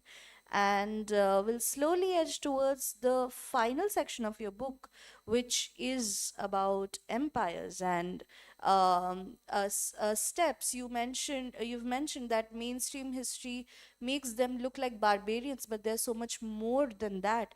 And even when we look at Xiongnu Empire, we understand that the military intelligence which you have depicted, it gives us a more nuanced understanding of steppe empires. So why don't you elaborate a bit on that? Yeah, so for the ease of the audience, I'll just tell that you don't have to go by the term Xiongnu. All of you know Huns. So we'll just call them Huns. They were the ancestors of the Huns, and most modern historians and archaeologists do call them Huns. So Xiongnu is just an anglicized way of saying Hunu. Hunu was the Chinese term for the people. So they were the Huns, and I had been fascinated by the steppe empires because of Chinggis Khan. And then I go back in history and find out about this guy called Modu. Around 200 BC, he builds the world's largest empire, which is twice the size of Alexander's empire. Like he effectively manages to subjugate the Han Chinese Empire, which was the most populous empire of the era. And they had unlimited resources, purely using military intelligence. So this guy had a very interesting name. His original name may have been Bagatur. That's how they call it in Mongolian, from which we get the Persian and Hindi and Urdu term Bahadur, or Bahadur in Persian. So his original name came to symbolize bravery. Bahadur in Persian means brave. Bahadir in Turkish means brave. Bogatyr in Russian means brave. So his name became synonymous with bravery, and he became sort of the blueprint of the ancient world, where the steppes were taken seriously as people who were not just raiders, but ones who could build not only build, but administer sophisticated empires. So we have this image that steppes are a vast grassland where anybody could go anywhere. They weren't. You had people who would sometimes live in cities, other times they would abandon it and move into nomadic camps. And horses could not graze anywhere they wanted. You had fixed areas where you would graze the horse. If not, it could mean war. So they also invested in, they learned from the settled peoples as well. So one of the things they learned was writing, which I highlight a bit more in the Gokturk chapter. Gokturks were the first Turkish empire, and they came up with their own script. And interestingly, many of you may not know this, but Gokturks were using Brahmi script, the Indian Brahmi script, to write their official communications before they came up with their Turkic script. So these empires of the steppes were run by very intelligent people who would always learn the best of every world they encountered. So the Kushans, who we are familiar with, were the rivals of the Huns. And after several conflicts and a devastating defeat, they were pushed out of the present day Gansu region of China. They moved to Kazakhstan, and after that they moved to Bactria, Central Asia, where they encountered a dying Greek civilization. Alexander's descendants had settled there, and they move in there, they take it over, and then they slowly started moving into India, seeing the riches there. And if you see, Kushans played a huge role in promoting Buddhism the way we know it today. Ashokan Buddhism barely survived. The fact that Sanskrit became the de facto Buddhist language was because of Kanishka. And Mahayana Buddhism became popular in Central Asia, and through the Silk Road trade, it reaches China, Japan, and the Turks converted to Buddhism. This was long before even the Mongols. Eventually, Genghis Khan's successors who stayed in China, they converted to Buddhism, and the successors who moved out west converted to Islam. So, this was another impact that the steppe people have. And many impacts, they build magnificent things, and we don't even know who built them. For example, the Bamiyan Buddhas, which were the largest Buddhas, largest standing Buddhas. Not the largest Buddha, that would be the Lishan in China. The largest standing Buddhas in the world before they got destroyed. They were built by the Hepthalite Huns, who were the descendant of the Xiongnu. And as I also mentioned about the impact of pants. So we have the steppe empires impacting us even today, but they are not often credited for it. And they themselves did not seek that credit. They built it because they thought it would be good back in the day, but they didn't care that, okay, maybe generations later people should feel this impact. And what I really liked about them is they always tried to adopt the best of the world they encountered, right? So that would be my take on the steppe empires and how they impacted history. And if you read the book, I also mentioned that contrary to the popular image of them being horseback nomads, they actually encouraged farming because that was a great source of revenue for them. Millets were a strong part of their diet. Of course, meat and milk were the primary diets, but they also encouraged farming a lot. Thank you so much. Since we're running short on time, I would quickly open the floor for questions. Yeah, sure. Just two very brief questions. Anyone who is interested may ask. Okay, sir, you have a question? Okay, sir has a question. Uh, First of all, let me beg excuse that though I saw this book, I did not know it's about the footprints of ancient civilization. I'm deeply interested, though I'm a student of physics, I'm deeply interested in history right from day one. And I try to look at history from the point of view of science. Now, you have very rightly mentioned that in many of the old civilizations all over Asia, there was strong cultural and intellectual interaction. You've given the example of the Brahmi script and then why is it that we are now so scared to talk about our roots? I'll give an example of the Rakhi Gadi. It seems the Rakhi Gadi skeletons that are found, they have been hidden away. The reason is that DNA analysis proved that they were not of Aryans, they were of Dravidians. Why are you so scared? So the DNA evidence actually proved they were of the Indus Valley, the same stock as the Indus Valley people. There's a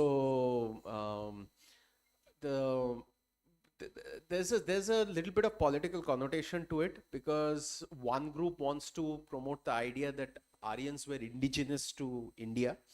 Another group wants to promote that Aryans and everything about them came from Central Asia, Eurasia, wherever, abroad. Now, what does the evidence suggest? The evidence suggests, like even if you see the geography and the topography described in the Rig Veda, it describes the Sapta Sindhu region extending up to present-day Afghanistan. But there are many things present there which was not native to the South Asia or Indian subcontinent, like horses. But there were other things which are native to South Asia and not present in Central Asia, like parrots. So it is clear that our roots are a cultural amalgamation where we have three major genetic outliers, all of us. In that it varies, the percentage varies, one being the Iranian Neolithic farmer. These guys came well before the formation of civilizations, maybe in the Mehergarh phase where I talk about. The other being the South Asian hunter-gatherer. The hunter-gatherers who were there in the Indian subcontinent and they interacted with these Iranian Neolithic farmers, and that's how the Indus Valley civilization rises. And after that, you have the steppe ancestry coming in. So the steppe ancestry has been a source of debate as to when did they come in. Did it come in before the Vedic period? Did it come in during the Vedic period? Or it continued coming in after the Vedic period? And there are startling results because political groups have equated this with caste system and things like that, that Brahmins have the highest steppe ancestry, whereas genetics says that a group called the Roars in Haryana, who are an agricultural caste, and they have the highest steppe ancestry, even higher than the Pashtuns. So the genetics and science gives us one picture, and politics tries to twist it to their narrative. So in my book, I present the scientific and genetic evidence as it was found and leave the political interpretation up to you. Whoever wants to give it a twist per their agenda can do so, but that is not my interest. My interest is the evidence, the science, the history, the culture, and of course I give my opinion on it. As you said, the scaredness comes from these inbuilt narratives that we have been fed for a long time. For a long time, there was a colonial narrative, then there was a Marxist narrative, now there's a postmodern narrative. These narratives sometimes overlook the evidence. And people also try to block the research, which had happened with the genetics group, the David Reek's lab, when they were researching on Indian genetics. The Indian scientists were scared to release the data. And David Reich mentions this in his book, Who Are We and Where We Come From. So that's a very sad state of affairs, because all of us at some point of time had ancestors in Africa, and then migrations happened throughout history, and that shaped us. So it doesn't really matter if somebody has a little bit more South Asian hunter-gatherer ancestry and another person has Iranian Neolithic farmer ancestry. All of us have this mixture, right from Afghanistan all the way till Bangladesh. In today's social environment, your objectivity is much appreciated and much needed. Do we have any more questions? Or yes, she has a question. Please keep it brief. Hello, sir. My name is Ankita. Well, I must say the discussion and the session was really great, and I'm quite interested to read the book. Since I'm told to keep it very brief, I have just two questions, like from the early session of the discussion. The first one is there any specific discovery or a story or like any sort of incident you have come across during your research which you find really surprising, which is mentioned in your book, Forgotten Footprints? And the second one is, how did you decide that which narrative qualified as forgotten in your book? So for the first question, after I had submitted my manuscript, where I talk about the Caral civilization of Peru, whose pyramids were as old as Egypt's, I found out that, like, I had written about its decline, etc., chapter closed, and then in July 2025, the same archaeologist, Ruchedi Solis, discovers a city which was towards the end of the Caral period, but it was a thriving civilization. So the idea that the civilization collapsed wasn't exactly true. It just continued, and later Andean cultures like the Moche, Wari, and more famously Inca just inherited those memories. So that would be the one surprising factor that I encountered, that after I have done my research and submitted the book, a new city comes up with challenges, and it was one of the biggest discoveries of 2025. And for the, what was the next question again?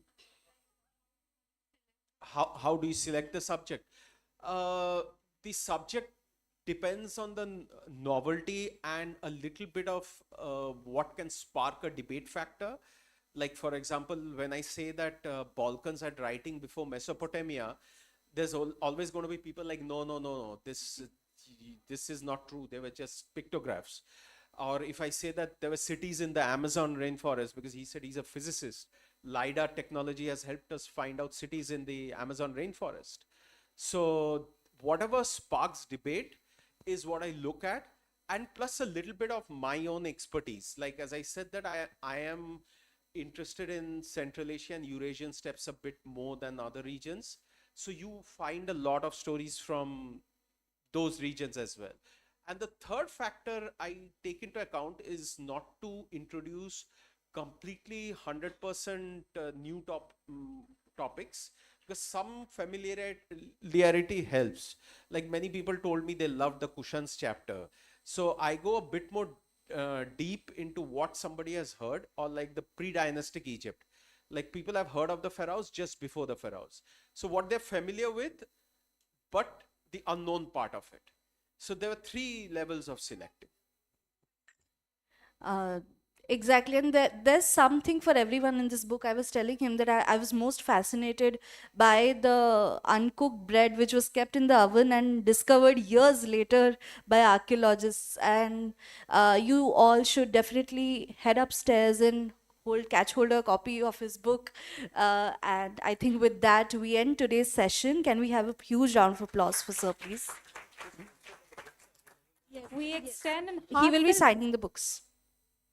We extend an heartfelt gratitude to Pratik Das Gupta sir and Upasna Sarangi ma'am for their thoughtful insights. This conversation has encouraged us to look more closely at the overlooked narratives of history and reflect on the stories they carry.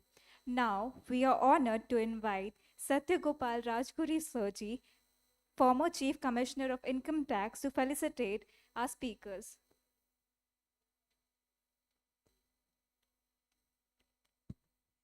Uh, I think a small round of applause was not enough for him. Let's have a very big applause.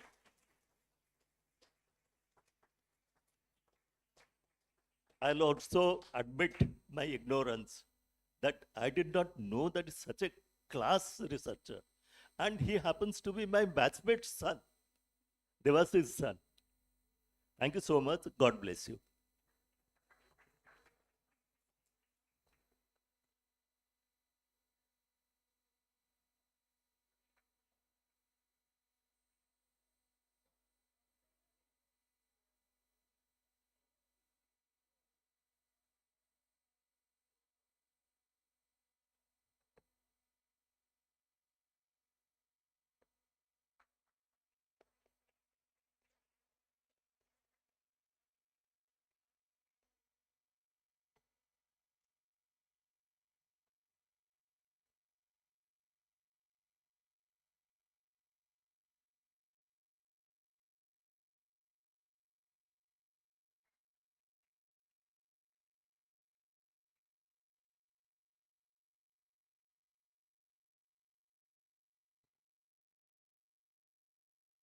Now, I'll request all the guests to remain seated as our next session is going to start shortly.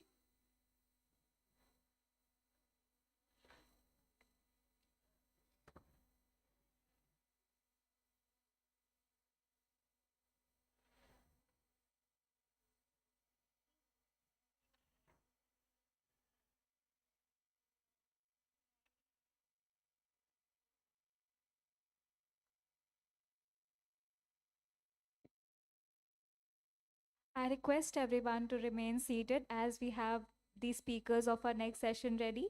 Mr. Sudhir Misra sir will enter the venue shortly.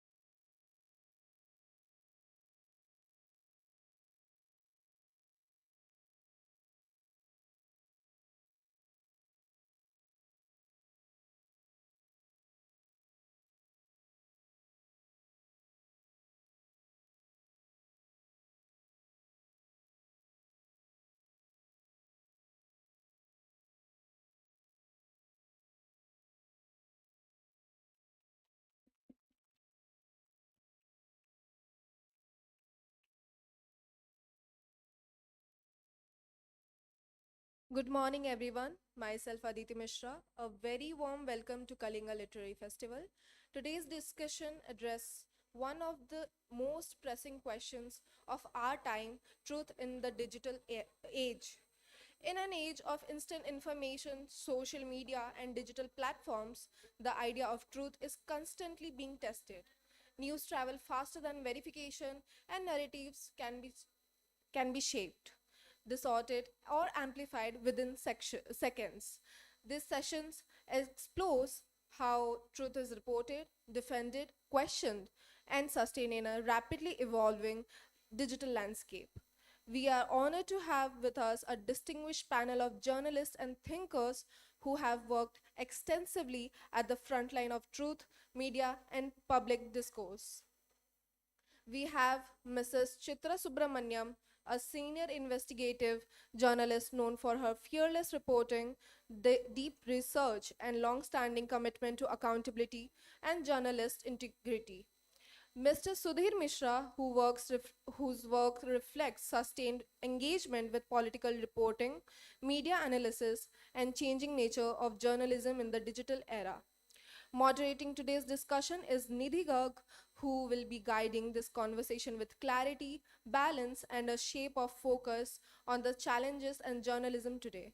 Without any further delay, let us begin this important and timely discussion on the truth in the digital age.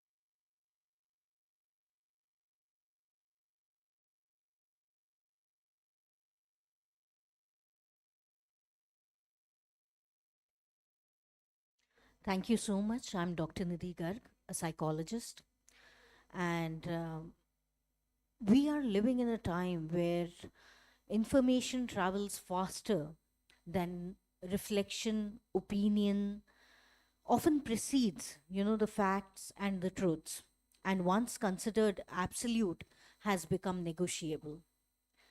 In the digital age, truth is filtered through algorithms, viral, shaped by narratives, edited by power, and consumed at speed.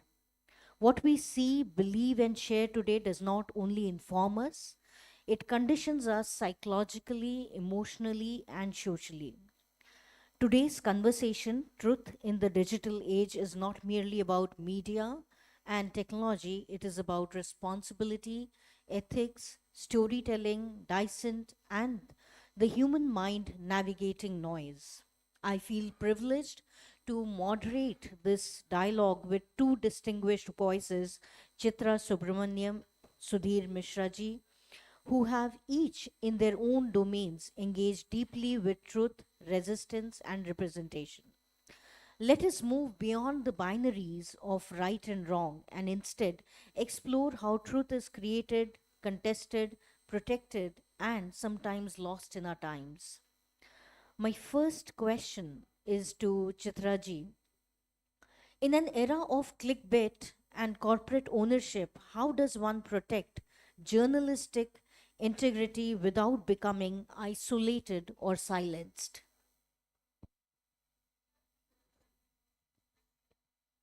Thank you for your question. Um, there is no other side to truth.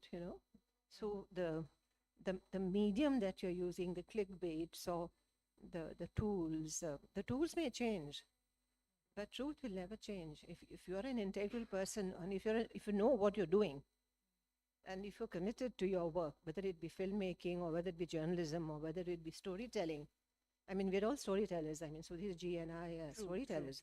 Um, the medium cannot threaten us. If it does, then you're not integral to your. I mean, I was talking in another session where I used the word good. I think you have to be a good person. If you're not a good person, and I believe the room is full of good people, I believe the world is full of good people. Um, and you said briefly we were truthful. I think we don't have truthful all the time. Otherwise, I mean, I can't be in my profession. I can't look at myself in the mirror if I am not being truthful. So that is the point I'm trying. I mean, I hope I'm making sense. I hope I answered your question. Yes. But truth in the digital age, truth has always been truth. It can't be changed, whatever be the age. So that's my answer. Absolutely, absolutely. Truth is truth. And I think it cannot be subtracted or it cannot be challenged. It is something which is there. It is the fact. But do you think because of the viral thing and the algorithm and the things that are being presented and the way the presentation works, does it challenge it, or do you think it is being molded over the time? Let me give you an example from my own work in Bofors, okay? Um, for example, I was told that you can, criminal money, you can buy, you can sell drugs in Medellin, in Colombo, clean it in Hong Kong by buying a painting or buying gold and putting it in a Swiss bank under 24 hours, even today. Yeah. So this is one kind of truth for the arms dealers. Now, if you look at, say, assistance between countries, suppose I'm an Indian or I want to find out where the Bofors money went. I have to first ask the Swiss government, who has to then ask another government. It will take time. But the truth will be that I want to find out the truth about what really happened. So bad money will always go faster than good money. Untruth will always travel faster than truth. But you have to know that you are after truth and forget about the medium. So, in a world that we're living, clickbaits and algorithms, there have always been different types of, today we're calling it algorithm or clickbaits. But, untruth has always been around us. Lying has always been around. I mean, human beings lie through their teeth if they have to. Survival, arms dealers, wars. I mean, look at how the arms industry works. It's based on untruths. That doesn't mean good doesn't survive. So I think that you're right in saying today perhaps it's much more, it's faster or it's easier. You have much more, everybody can, everybody who has a phone can come up with some nonsense. But it will never be the truth. I totally agree to what you're saying. And absolutely, it's non-negotiable when it is truth. Coming to you, Sudhirji, cinema often speaks truth through fiction. Do you believe storytelling can reveal deeper truths than factual reporting?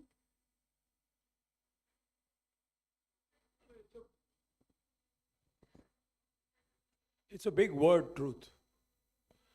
And there is the truth, let's say, about Gaza at the moment from the Israeli point of view. And the truth from the Palestinian point of view. There is a truth from the German point of view. They're all apparently speaking truths. But then there are facts. Right? And so people, I mean, we all have our own stories and we all believe in our own truths, in a sense, and that's the complication of this word. Because that word truth is loaded.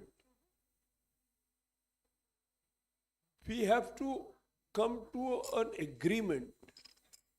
The world, if it has to survive, has to come to an agreement that these things are truths, not negotiable. Otherwise, there is a Trumpian truth today. He wants everything. Daddy, I want Greenland. That's his truth. He says that for national security, I can do anything. Can you? So I think storytelling or I mean, sometimes the way we look at life and where stories look at life and create a kind of a, we are looking for metaphors all the time. For example, I'm making a series which is based on the emergency at the moment, 7 people, whatever. But is it about the emergency, or is it about any time young people who did not believe in the idea of India that was handed to them by their parents, right? The idea of dissent, of challenging established truths. Because every era has its own truths, right? But so what is truth in, let's say, scientific terms? It's an ever-changing. What you know now is the truth. What you don't know now is religion. So that gap between what you know and what you don't know is theology. And that keeps changing every day. So what I am interested in is quest, curiosity. And at some moment, at every given moment, societies have to agree that at this time, this is the acceptable truth. Correct. And we can't, if everybody starts challenging it, it's like a red-green light, the light is red, we stop. Right? I mean, that's one truth that we have to accept, right? So, I mean, there are some truths we have to work with. And then only a very larger consensus can allow us to change that truth. So, for example, a lot of times you have elections and this and that, but you also have what is called, the Swiss do it quite a lot. They have voting and at a given point of population votes, right? What is it called? I mean, direct democracy. So at that point, if you want to change the truth about something, maybe you have to ask, and it has to be, a state or government, cannot by its own whim do what they say, and there's an agreed upon consensus. I don't know if I'm, veering away from your question, because, otherwise we are in the business of lies, We are in the business of using, concocting things, twisting facts a bit, taking this and that in order to arrive at what we think is somewhat close to the truth. What happened in the 70s as a result of all that I show of 7 young people in different parts of India colliding with authority, tradition, their own families, everything, so that dissent is not only against the government, it is against yourself, it is against your father, it is against, it's a widow, a girl in a Bihari family reacting to her own brother who's supposedly radical. And there are all these mixed up truths, in which, we all have to survive. So I think the larger truth is those that leave, that we, in a sense, we agree that there will be no final truth, but we will live with a consensus at any given point. Can I say something? Yeah, absolutely. I'm absolutely. very intrigued and you made me think. Yes, so you're basically saying, sir, that truth will always be on a collision course. And I love it when you say, I just love what you said. Because the truth will always be on a collision course. So many society, life. And when he mentioned the direct democracy in Switzerland, where I live, it's my country I've married into. So there they vote all the time. And it's a very literate population. And they vote for everything. They vote for where should the cycle stand be in a village, or should Switzerland be part of the European Union. So you get all this heavy, heavy things to read. And it's a direct democracy. You actually see it happening. So you vote so much that there is a consensus on everything. Then the bad part is nothing happens. The good part is the fact that nothing happens, there is stability. Yeah. And there often there was a collective truth in Italy or Europe at that time, which stated that the church was right, Yeah, and Galileo, as an individual, was a fool. Yeah. was supposedly a fool. A fool, a fool. I mean, they actually called him a fool. Yeah. Yeah. So, but at that time, what was the truth? So, you know, I mean, so, and then there are, so, I mean, scientific facts, you know, are they the truth, you know? Because that also is ever changing, because quantum physics sort of denies what Einstein said and all that. So I think we have to arrive at some way of living. And I think we call them kind of a truth for a time. This is how we will survive as a nation. That we are unity in diversity. It may be a myth, whatever it is, but it is a workable truth. That we are a federation in India, and we are different, and we cannot intrude into everything in each other. We have to agree that we have different truths. I mean, Absolutely. you know, in Tamil Nadu is different truth. You know, UP, Bihar, you know, and you have to agree. So these truths sometimes, so the only truth is that there is no permanent truth. Correct. So the thing to pick up from this question is definitely that truth exists with other things, and truth. Then there are facts. And then there are some facts. facts, right? So I mean, you cannot change facts. And everyone has their own truth. Everybody may have their own truths, but there are some facts, And it- right? Yeah. So those facts are also, I mean, there are scientific facts, immutable facts, or facts delivered by consensus. Switzerland is a country. I mean, Yeah, you could true. say, no, there's Germany, there's Italy, there is this, there's that. Yeah. But at the moment, the fact is that It's a- Switzerland is a country. Yeah. Right. So these are all little, I get you should have to take that with a slight wisdom. wisdom. Yeah. Taking the truth with wisdom and in collision of what it exists with. Passing on again, coming back to you, Chitraji, my next question is truth today being suppressed more by censorship or diluted by excess information and misinformation? Today, truth is being packaged. Yeah. And the fact that we are saying that it is being packaged means that we are questioning it. I wish there were more people questioning it, but you know,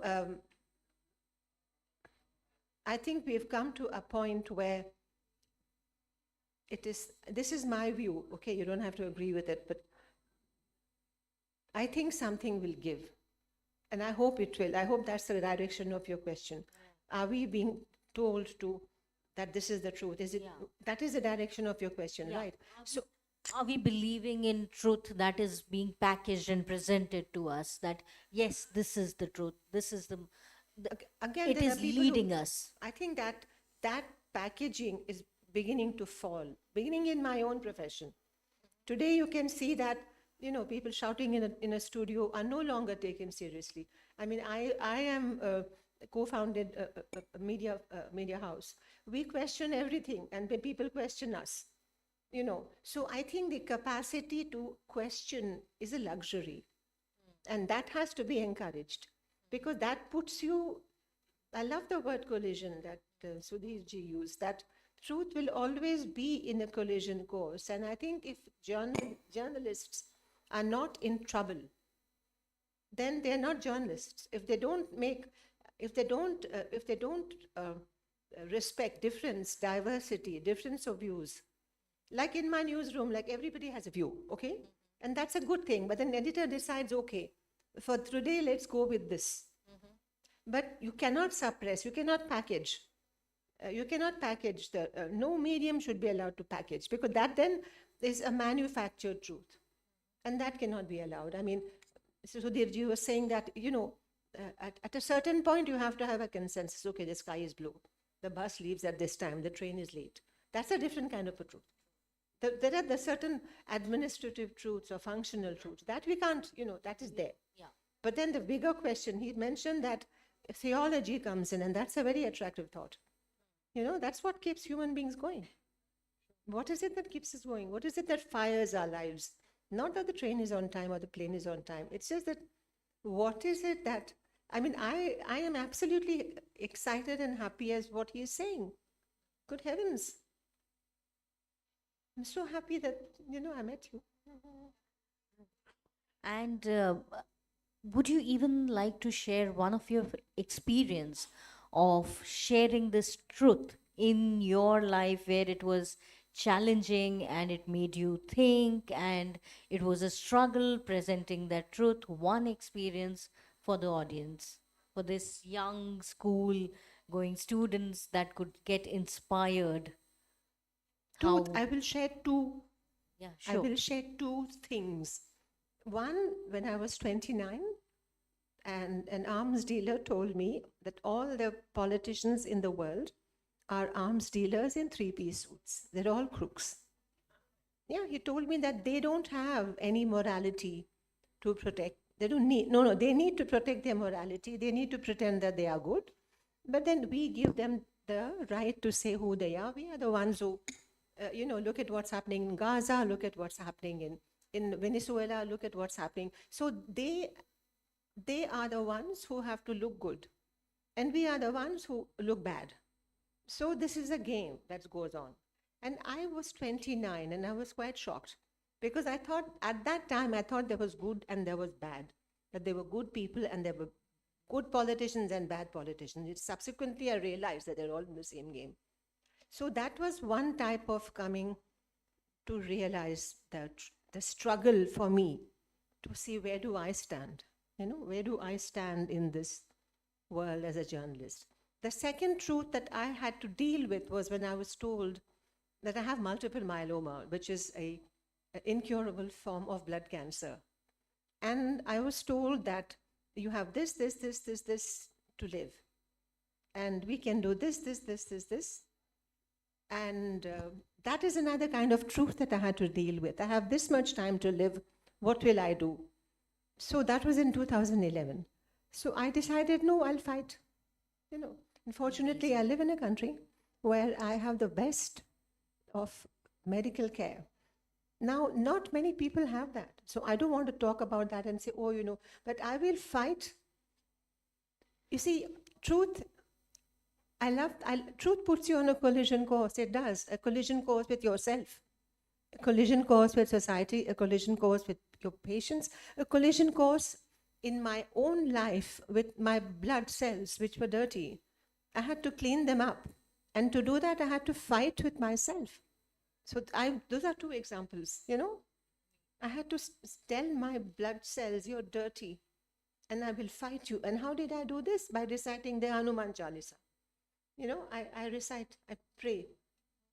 I do. Bhoot pisach nikat nahi aave, Mahavir jab naam sunave. Usko subah ko bolti thi ki I will come after you. So, we all have to find, young people, we all have to find strength in something that really fires you. Did I make sense? Absolutely, absolutely. I think a big round of applause for fighting your own evil.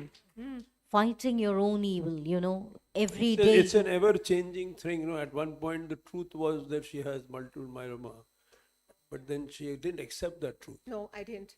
So when you don't accept that truth, then the truth kind of shifts. Absolutely. I refuse to act.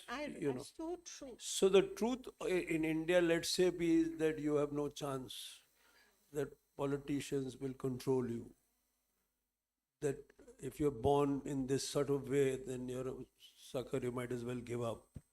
But then there is that People truth if you don't accept.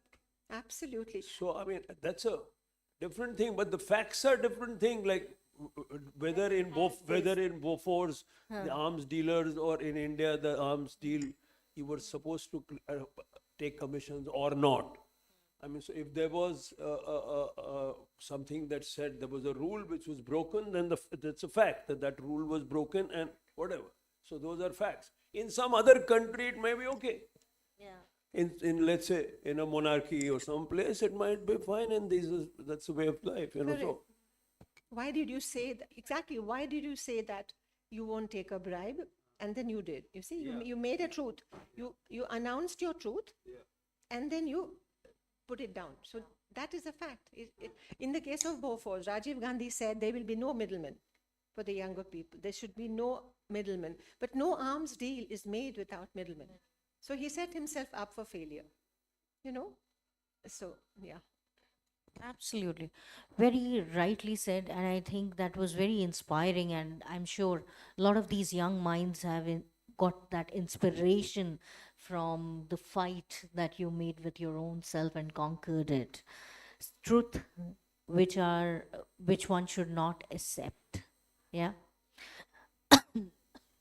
Moving on to you, Sudhir sir, has the digital age expanded creative freedom or subtly imposed new forms of self censorship? What do you feel about it? it's always been the same, I think. There is, you know, establishment, authority, those that control the world, you know, those that control media, cinema, entertainment, they find new ingenious ways to control you. Right. Now, negotiating with everything again is a strategy. Absolutely. So you have to come up like an Iranian filmmaker living in Iran has this censorship rules. But then they decided first to make films with children. Let's say, so they told stories about many things through, so it's a strategy. I mean, the world is not for whiners. See, if you use big words like confronting truth and all, then you cannot whine. Then you cannot say, oh, you know, all that. Then you have to figure out a way of confronting censorship, let's say. But censorship is all sorts, right? Censorship is of the market, right? Censorship is not only the government. Censorship is so many, you know, censorship is your peer group. Censorship is your husband, your wife, your girlfriend, your mother. So why would you make a film like this, beta kaise gandagi bana rahe ho? Anything can be censorship, right? But and you have to negotiate it. The digital age, I thought, would create a better, I don't know if it has. And because the big boys have even taken over the digital space a lot. So you know, I have a lot of uncles around the world, I call them, those that I think are much bigger than me and brighter. So there's two people called, one is called Slavoj Zizek and the other guy is called Yanis Varoufakis. So Varoufakis says we are in a tech feudal age where somebody has bought the market. First we were living in a marketplace in capitalism where we could compete. But now somebody owns the market. So the digital age is, you know, so News Minute, News Laundry, a lot of, you know, people trying Ravish. There's so many, I mean, trying, and I think they have, in some way, you cannot knock the fact that they are being allowed to tell their truths. In some way, Ravish is handling it, you know. Somebody is, you know, doing things. So I mean, I won't be a very dark, pessimistic only. So I don't know if, you know, we are managing to make films, young films today. You know, a girl living in Purulia in West Bengal makes a film in her village at 40 lakhs, bypasses everyone, the government and everyone, goes to Venice and wins an award in Venice. Now, this is possible in this age where information has flown to her or come to her that she doesn't need the government to India. Right? Otherwise, people are controlling information. So, in one sense, that there is a freedom and on the other hand, there's so much information that you don't know what to pick. So now Dylan says that nobody knows anything, so you can say anything, and people believe it. People, so there is so many ways of looking at it, but you are confronted with what is, and this monster beast, call it what you want, has now comes to you, and that's where we are. So I think it's. And would you like to add one of your experience while your storytelling or your filmmaking that made you rethink and then you presented it? Or came across a challenge where you... I'm a weirdo. So I don't know any other way of being but the way I am. I would not suggest myself as an example to any young person. I'm a really bad example. Oh, no, not at all. No, not I'm telling you. So, I mean, I don't know. I make films because the medium is my mother, my lover, my whatever helps me to survive. I would not be alive if I'm not for this medium. So I will do it in any way. I will strategize. I will sometimes make something that I that I should not make. But that person who's telling me to make that will then let me make something that I do. So because we are in the mandi, we are in the marketplace, right? The state has abdicated its role. Absolutely. There is no state sponsor. Even Winston Churchill said you should have, the state should, and cinema is a public space. And I think theatrical space is very important because people in a community sort of participate, hold hands, laugh together, see together, participate in something, feel together. They've become part of a community, But so I think there is a deliberate, people are being separated into isolation. That's what capitalism does. Yeah. So you're isolated, and that's really dangerous. Yeah. So whether you go to a performance, you go to anyone, you go to a theater performance, that community, that being able to see, El Subramaniam perform together and feel that music, right? It's very, rather than sitting alone with a headphone in your own room, it's two different experiences. You connect with each other. So I don't know, I only do things that I want to. Sometimes I can't do them. It's not perfect. Sometimes I'm not allowed. Sometimes I don't get money. But I do the next and I do the next, and that's the way I live. It's not always you can't, but you shouldn't. I met a person, I met a very great director. His name was Akira Kurosawa in 1987 in Tokyo, right? So he said, if you're a filmmaker, then you must have more than 20 stories to tell. So if the producer says to you, not this one, say, what about this one? So if he says, not this one, you should say, what about this one? He says, wait a minute, I have another one.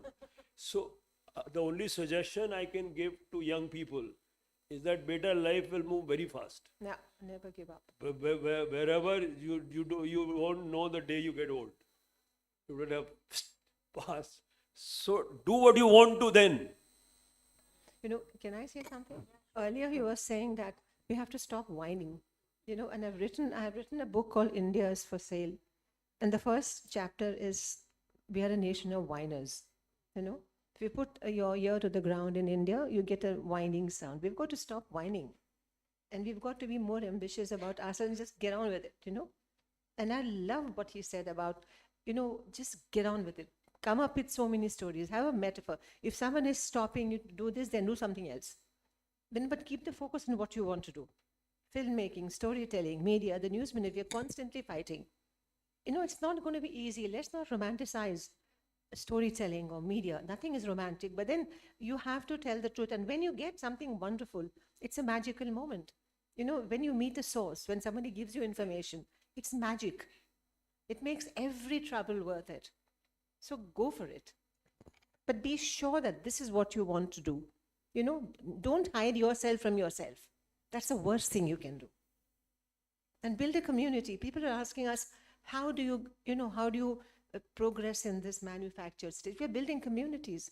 My ego doesn't exist. If I can't do it, I'll give it to News Laundry. If I can't, I'll give it to Ravish. So people can't catch us. ये भाग दौड़ में हम सब भाग रहे हैं. You're trying to catch us there, we'll be here. And that, I think, is the strength of the media today. It's no longer big stuff. Nobody can say, तुम्हारे पास open file hai. We're not into all that. And never stopping and resilience. No matter how many times you fall, but you pick up and you keep running and keep moving on and keep the show on is very, very important. Being a psychologist, I can't stay back from asking what psychological toll does sustained truth telling takes on journalists, especially when institutions resist exposure. Psychological strain. Yeah. It's terrible. Terrible. Terrible. It wasn't easy at all. I was a young mother, trying to keep my marriage together, trying to keep journalism together.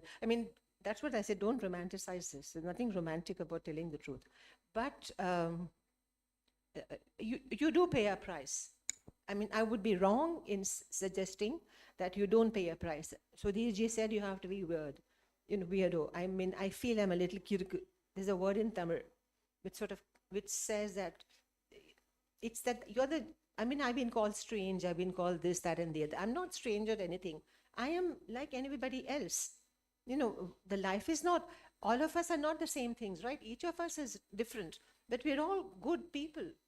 So nobody has a right to tell me that what you're doing is wrong. In the beginning, the strain came from that. The strain came from trying to fit in. The strain came from trying to be a good wife, a good mother, a good journalist, a good this, a good that. That was terrible psychologically for me. Because then I realized, what am I trying to do? Who am I trying to please? Am I trying to please my husband, my father? It was not easy. So all the young children in the room, or the young, not so young children, it's not going to be easy. But then if it was easy, it would be boring. So that is what I have to say. Absolutely. And sir, the same question in cinema, is it psychologically stressful to not being able to present? You have been doing your way, but does it take a toll sometimes psychologically? Yes, but that's the only way, I'm telling you, that's the only way I know of existing. The worst strain was when I was making an absolute commercial film, where I had all the facilities in the world, and I thought I would have a stroke. Because it was so terrible, and I was doing something so against my grain. So, and I never went back to that again. So I think, this is what we see. We are all certain types. In film cinema, you say, if you don't go into the medium, if you don't have the kira. If this is the only way you can live, you'll get blood pressure, you'll have problems, you'll have idiots telling you, commenting on your script, all that will happen. Of course, there will be temporary strains. But then, who, जहाँ में ऐसा कौन है कि जिसको काम मिला नहीं, है ना? So who's not happy and who's happy, right? Is that dull middle class guy going to work every day, listening to his boss saying yes sir, 2 bags full, going to Marriott in the evening, is he happy or is she happy or whatever? He becomes fat, bloated, whatever, his wife farts. Is he happy? Are they happy? And maybe they are. I'm not knocking anything. Are they happier than Ravish? I don't know. But that's the only way Ravish has of living. Right. So, I don't know. There's tremendous strain in Ravish's life, security, whatever, everything. But then, you take that because you can't be anything else, right? You're not afraid. Of course, he's afraid sometimes. Of course, there's problems sometimes. Of course, it's not easy. It's not welcome to the world of blood pressure, of strain, of things slipping out of your hands at the last moment. You know, I mean, I don't know. At the moment, I'm supposedly at the best phase of my career. At the Best phase of my career, in a sense that in terms of the number of people offering me things. But then I was supposedly at the best phase of my career 10 years ago also. And everything that was supposed to be happening slipped away. So you don't know, it is that kind of arbitrary place, because cinema is what do you know, it's in the air. You're selling an idea. You're telling people that, so it's not hardware, So why are you making a film? Are you important? If I don't make a film, how will the film world be less? I'm not discovering a cure for cancer. Right? So I'm often wondering why I exist anyway. That's the biggest question in my life, is what I'm doing worthwhile. But then come other people. But can I say, it's magic, no? What you're doing, it's magical. What you're saying, I mean, your world is, when you make a movie, it's magic, no? Yeah, I mean, that's why, when I make a film and people see it, films don't exist without an audience. So the film exists when everybody sees it. So it exists then in the head of the audience. When that plays, and then that's cinema. And it connects so, them. And when it connects with them and they all feel something together, then I think I'm worth it. In one sense, when you walk in airport, you walk in, people who don't know you say, you come to me and you change my life, then it's worth it. When I'm sitting in Karachi and a couple comes to me and say, we got married because of you. Oh, amazing, amazing. That's something that changes. That makes you think that, well, it's possible. Otherwise, I don't know. Magic. Great. What we get from this session is that truth exists in collision. It doesn't stand apart, and resilience is very important. Fighting with yourself, fighting with those inner truths, and the challenges that keep coming and never stopping is the only way of life. It's how you keep going and doing things that you really like, that you feel passionate about. Never give up.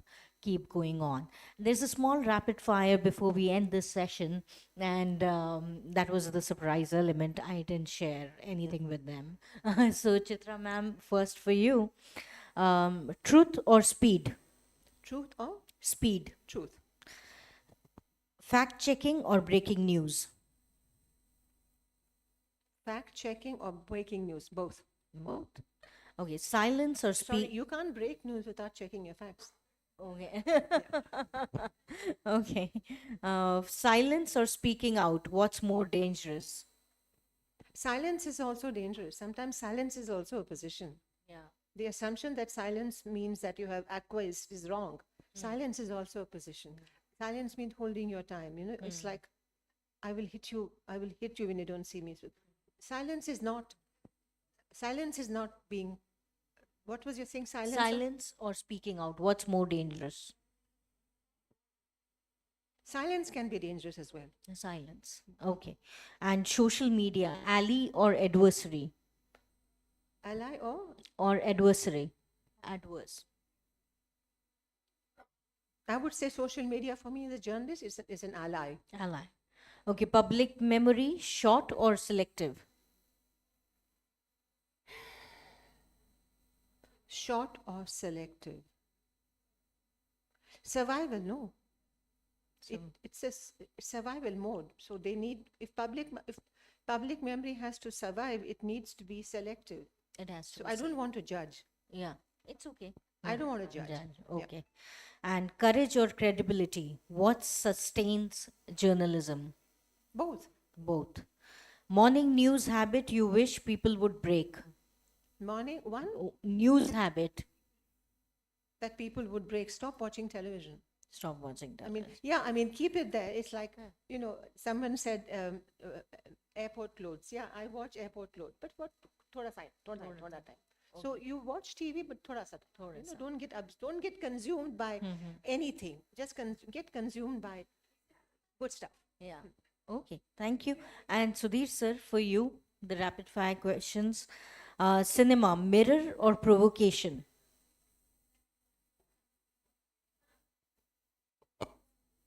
For me, it's a provocation. It's a provocation. Truth in films, realism or metaphor? Metaphor. Censorship, fear or challenge? Challenge. Audience today, curious or conditioned? Condition. Art, responsibility or rebellion? Rebellion. Grey characters, necessary or risky? Necessary. One emotion cinema must never lose. Irreverence. Reverence. Thank you. Thank you so much. We had a very interesting conversation and keep moving with the truth. Truth is non-negotiable but lives in collision. Thank you so much. Signing off, Dr. Nidhi Garg. Thank you. Yeah, anyone has a question? Yeah, please. Please, we'll take only 2 questions. So yeah. You want to question Chitra ma'am or Sudhir sir? Chitra ma'am. Chitra ma'am. Good evening, ma'am. Good afternoon, ma'am. I'm Sanvi Mahapatra from Mothers Public School, Unit 1. So actually, I had a question, like with social media and digital evidence often shaping opinions, how can the students, like the young minds, be encouraged to speak the truth? And Sorry, how can? how can the students, like the young minds, we can be encouraged to speak the truth? Because sometimes the situation might be like this, that we get into deep trouble, so we would prefer to stay silent or say a lie than a truth. So Thank you for asking. Never lie. Because that means if you start lying, then you will not stop it. Lie is a very addictive nonsense because it makes you feel that I got away. You know, and if you start getting to get away, then you know you're not getting anywhere. But how can you tell the truth? You have to be strategic about it. You know, Sudhir sir said, be strategic about what you want to tell. So you can I mean, I think that at the age that you are, you will be not asked the big questions because you have to prepare now for your apprenticeship in life and the things. So think strategically. Start to think strategically.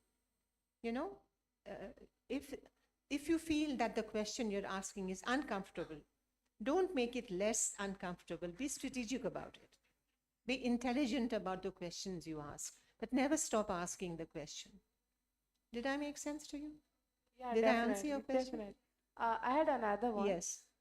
In this digital age, we see that due to many other like things in the news or something, people are being sometimes labeled or accused wrongly.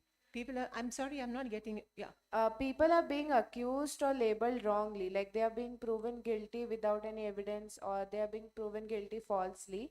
So how can they overcome this? How can they like establish that they are telling the truth, that they are not guilty? Do you think, okay, so the question is that in the digital age, people are being accused of being guilty before they have been able to make their case. Yes. Well, you know, that has always been human beings' challenge. Today, it's much more evidence. I was at a dinner yesterday with a judge, and this thing, she said that a lot of cases that come to her, people are not guilty, and they have been made to feel guilty. So I think it's an issue. But I don't think that the digital age has changed anything, and there is too much focus on the digital age. The focus has to be on the facts. So don't put too much focus on the digital age. And I don't think, by the way, it's easy being young today because you are being solicited by so many things, the algorithms. But remember, all this will pass. But you have to be very clear on what you want to do. And I keep using the word strategic. Be strategic about what is being told to you. Be smart. Be intelligent about how you consume information. Question. Question everything. Read, read, and question.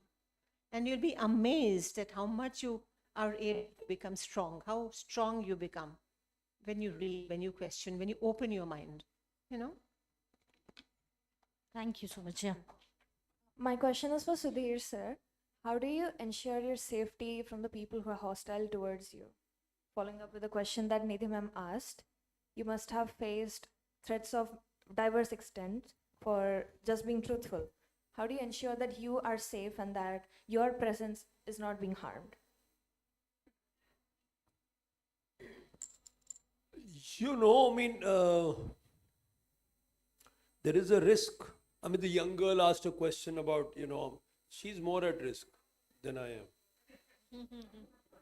If you ask a question, there was a young girl who put a Facebook post against a leader in Bombay and got arrested. So, what Chitra ma'am said is correct. You have to be strategic. So, for example, I made a film called Alpha. So, apparently, it handles all the questions of this age which are unmentionables. So, we won't even mention them now.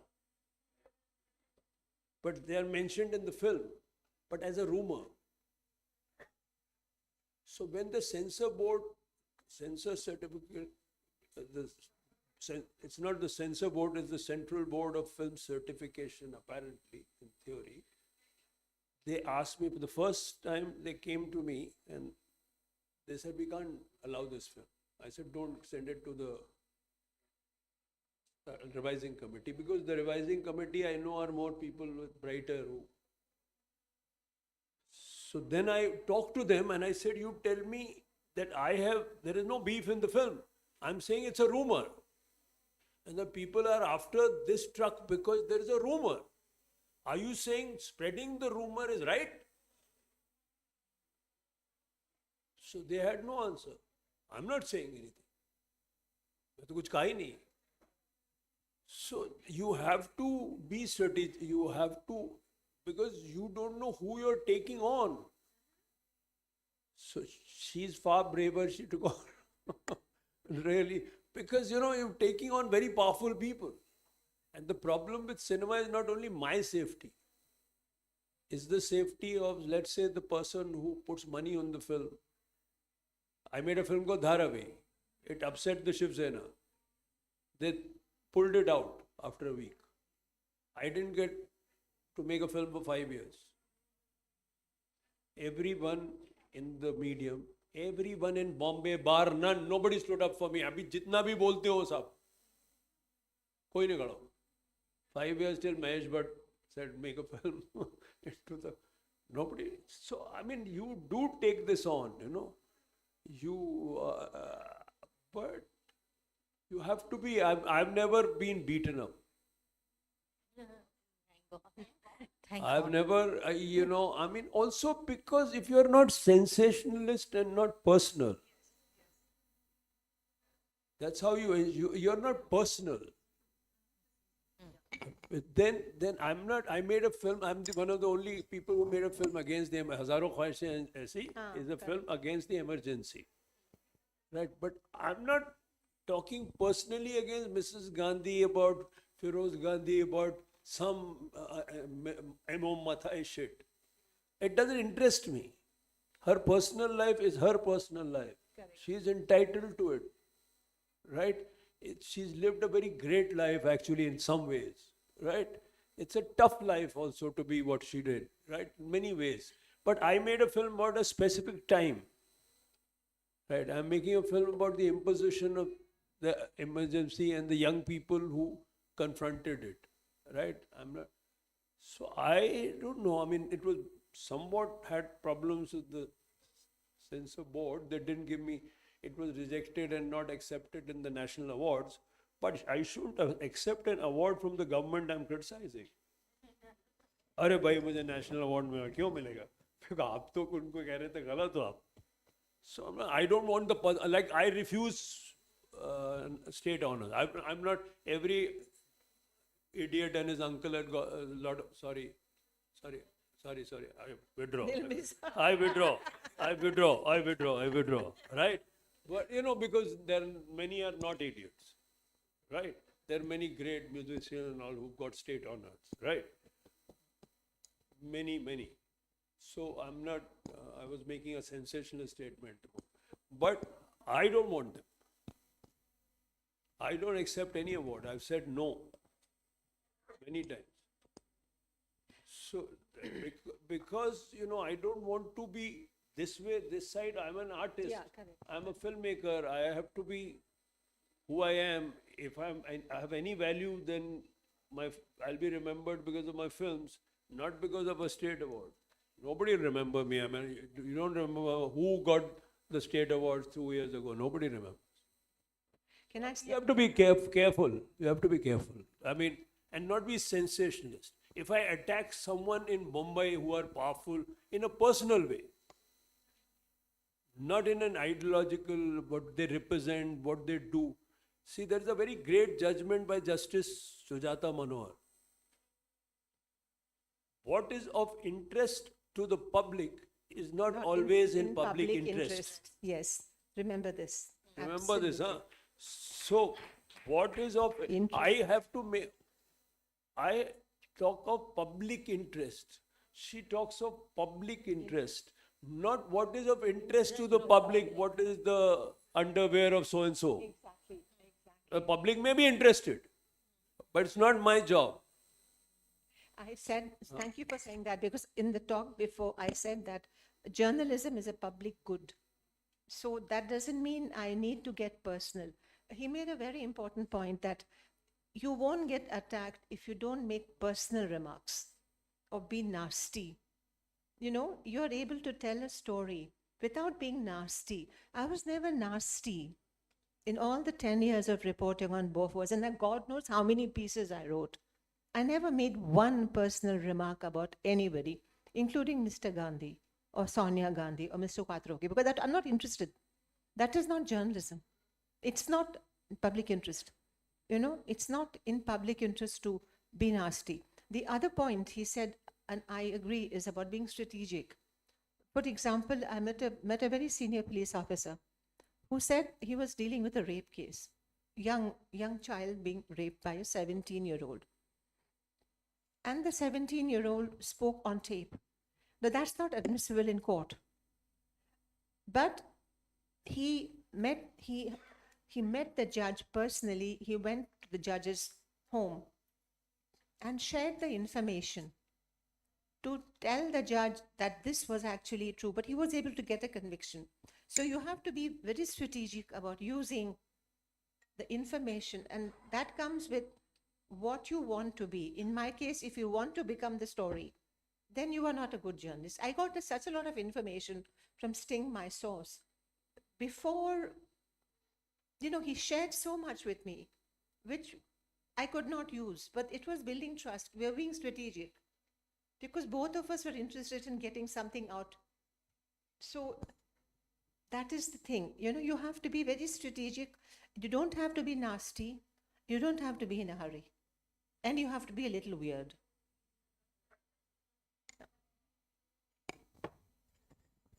Thank you so much. I think I really enjoyed doing the conversation, and it was a very enlightening question. Truth, facts. Truth is in collision, and fact remains the fact. Thank you so much. Thank you, everyone. As we draw the insightful session on the truth in the digital age to the close, it's clear that truth today isn't just about facts, it's about courage, conscience, and constant questioning. We have heard powerful perspective today, one rooted in fearlessly journalism, the other in evocating storytelling. Both remind us the truth in any truth us that in any form demands responsibility. Thank you, Nidhi ma'am, for the wonderful. I have one question. You know, and I'm very glad there are some young people here. Do you take these conversations that, let's say, she's come all the way, and there must be 10,000 young people in Bhubaneswar and across Orissa who would be interested in this conversation, especially with her, हम लोग तो बात करते रहते film making में, जो भी. So I'm just saying, do you spread this? Do these people go and, I would say, why don't you, just as a suggestion, this conversation should be streamed into every hostel, college common room. Today with technology, it's possible, huh? I mean, it's being recorded. I mean, I just think that there's so many, because this is, I mean, even I have learned listening to her. So there's so many young people. So let's say, I mean, we will make a, so I mean, I think there is a great thing. I mean, I just always feel that if we talk and the young listen, then there is a point to the young listening because they have a life ahead. There is a change possible. I mean, for people my age or something, it's kind of over, no? Not over in my not case. at all, not at all. I Not disagree. in my case, but I'm just saying, more or less, the world belongs to them, I mean, there is a change that's possible through them, right? In India, we respect age too much. And I think these change makers that I'm sharing the dais with, and because Rashmi Parida, the founder of the Kalinga Literature Festival, is here, I do want to make a point that he's recording all these sessions live, and they are all going on the Kalinga Literature website and live. So it is going to reach not only this small audience that we have here, but it's reaching beyond. And I'm sure that insightful session that we had is reaching lakhs of people. Thank you so much. Thank you. Thank you. Thank you, Rashmi Parida. Thank you. On that note, it's my privilege to invite Rashmi sir, the founder and director of Kalinga Literary Festival, to facilitate all the panel members.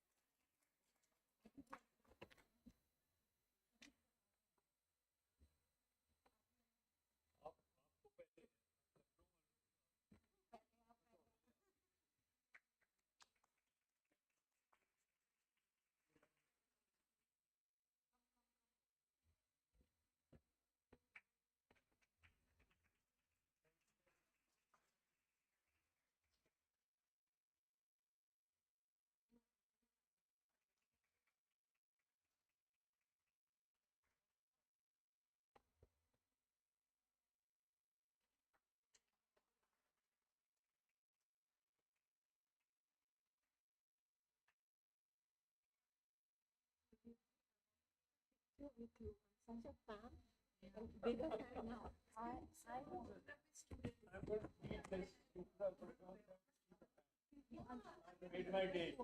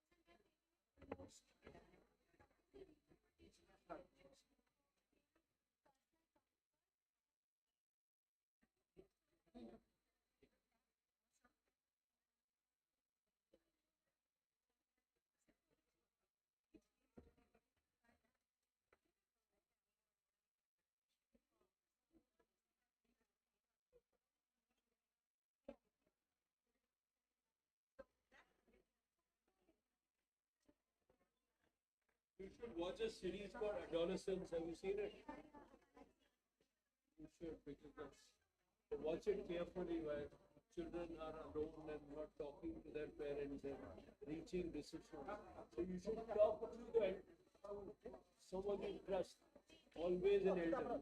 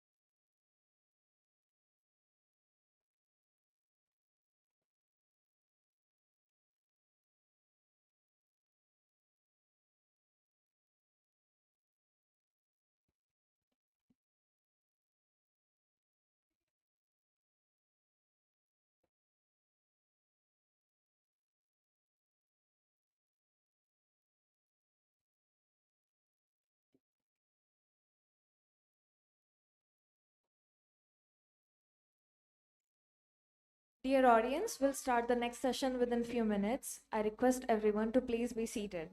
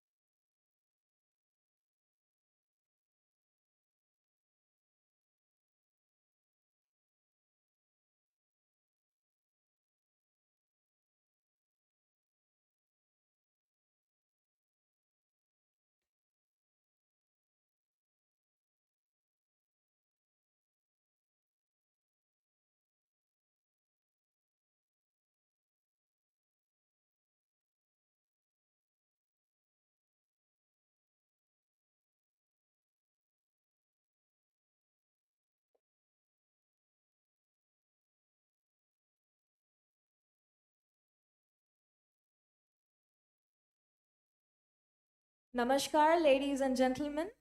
They say fire destroys, but it also illuminates the shadows we try to desperately hide. Today's session, The Burning, invites us into a narrative world where the literal flames mirror the scorching secrets of the human heart itself. We are privileged to have with us the architect of this haunting landscape, an author and editor of immense versatility who fearlessly explores the dark corridors of the mind, Ms. Himanjali Sankar. Unraveling these layers with her is a distinguished journalist and author known for her sharp eye and compelling questions, Ms. Pallavi Rebapragada. For the next 45 minutes, prepare for a conversation that promises to speak both thought and thrill as well. Please put your hands together and welcome them to the stage.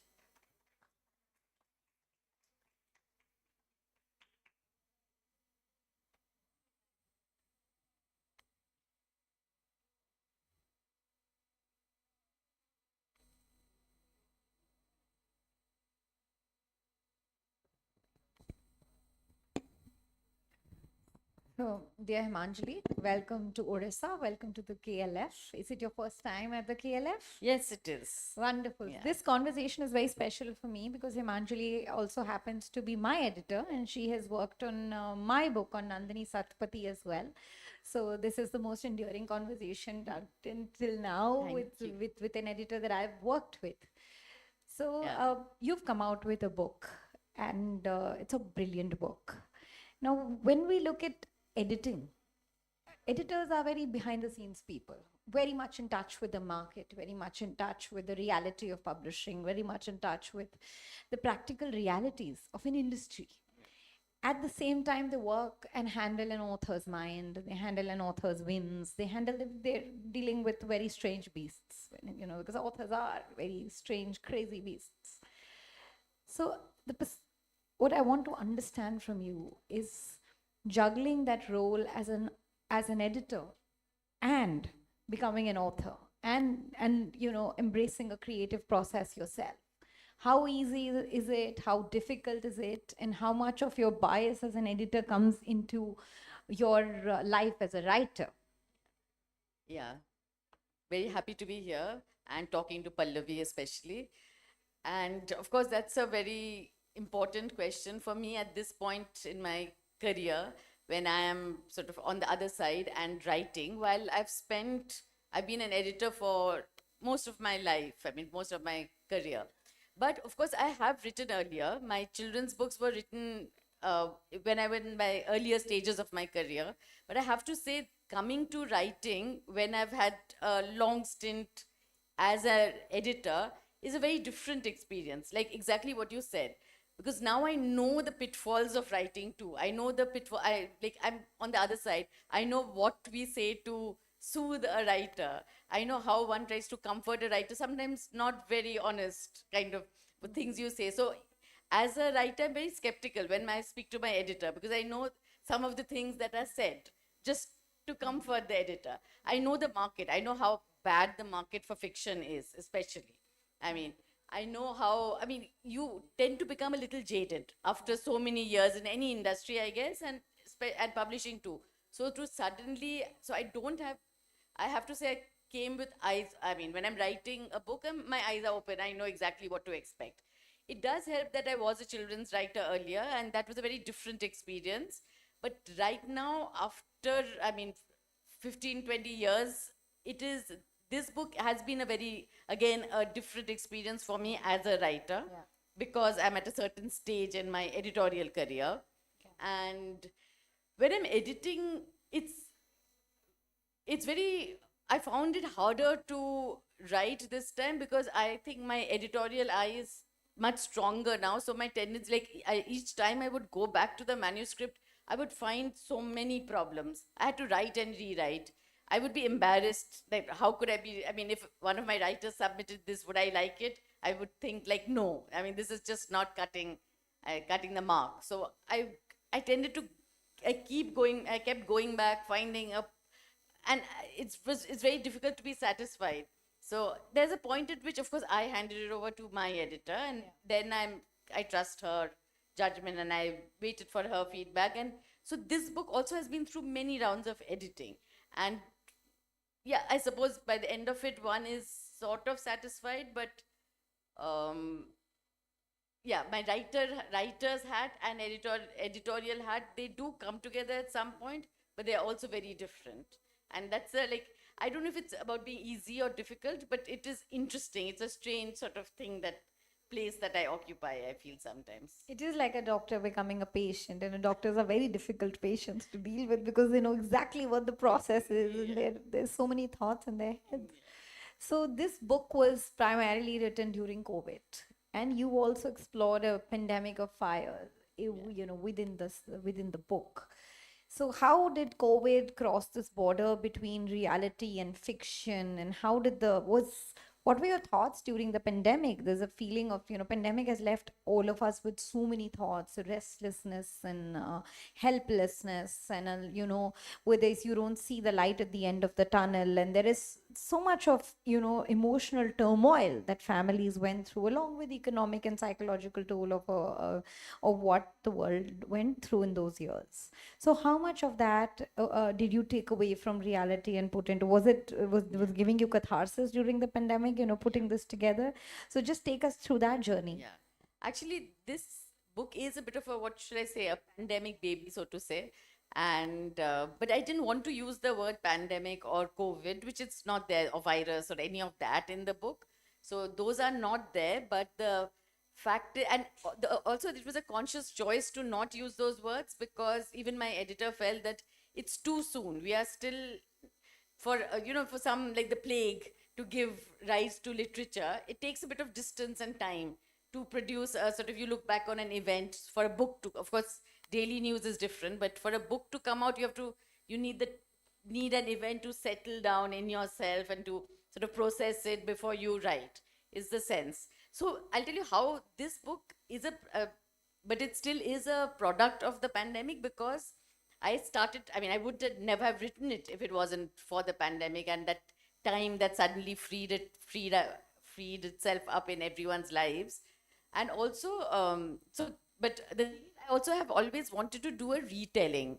Like I like the idea of retelling, anything, like if you think of the Maqbool, and those are also retellings in cinematic form of Shakespeare. Yeah. There's been so many retellings of Jane Austen, lots of, so I like this idea of taking a book from a certain time and century, from a certain period in history, and bringing it to the contemporary moment and retelling it.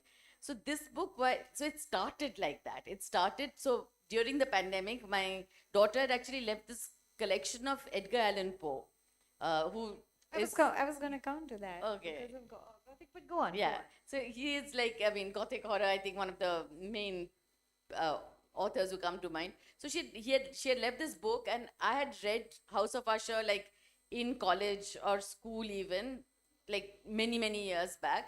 So I just had this, and I'm a big fan of horror and traditionally of all the traditional, like Edgar Allan Poe and those kind of authors. So I picked it up and I read House of Usher, and the atmosphere in that book was actually, it felt like the way we were living at that time. It was very claustrophobic. There's a sense of isolation. There was this, people were not being able to move around, which if you bring it to contemporary times, of course, that's not usually the case. Now we are all like, everyone's moving around all the time. But during the pandemic, that story really spoke to me in that moment, though it's a 300-year-old story. That sense of dread, isolation, all of that. So I think I just decided to try retelling House of Usher, is how I started. But that's a short story, and there's just 2 or 3 characters. So I thought I would retell the short story, but then I found myself getting drawn into the story. I kept thinking of other. So I said, this story is set in a hill station, an unnamed hill station, and there is a mansion which belongs to this. And again, traditionally in Gothic horror, also there is usually a mansion which is sort of like a site of. It's like almost a character in the book, which is it's desolate. It's kind of abandoned, but it's also. There are 1 or 2 characters, so I use that. So in this unnamed hill station, there is this mansion which belongs to a family. The family is dying out, as often happens, like a Haveli sort of thing in an old sort of set. It's set in that sort of an atmosphere, and yeah, so that's how I started. And I kind of, and also it's not the virus, but I'm almost giving a sense of the virus, because there are these fires, which is like that's a bit of a element that I guess it's a trope of maybe it stands for more like a metaphorical thing, use of fire. So there are these fires which keep popping up, and it's like in a way it's just reflecting the virus, really, what we were going through.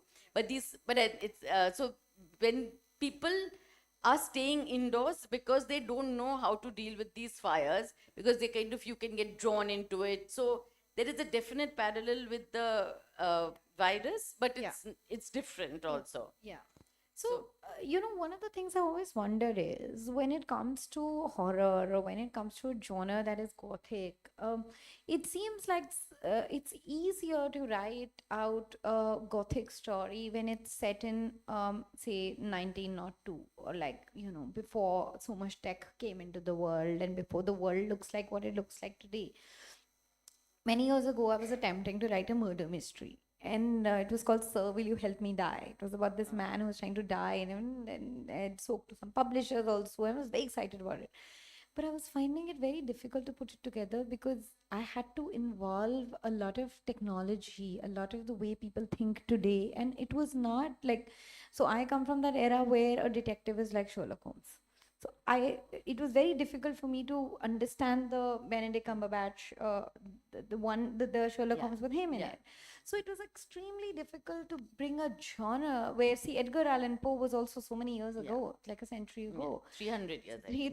300 years ago when he wrote Raven. And so, bringing the genre, pulling the genre out from there to today is extremely difficult, and then balancing it with the modern themes of today. So how did you manage that? Did that ever bother you, or did that ever become a deterrent for you? It wasn't really a deterrent, because I think that is what drew me, this urge to retell it in the present contemporary moment. I mean, that's what I wanted to do. it wasn't a deterrent, but it obviously, and I thought of it as a story I'm telling in this moment, but the elements I was taking was from Gothic horror.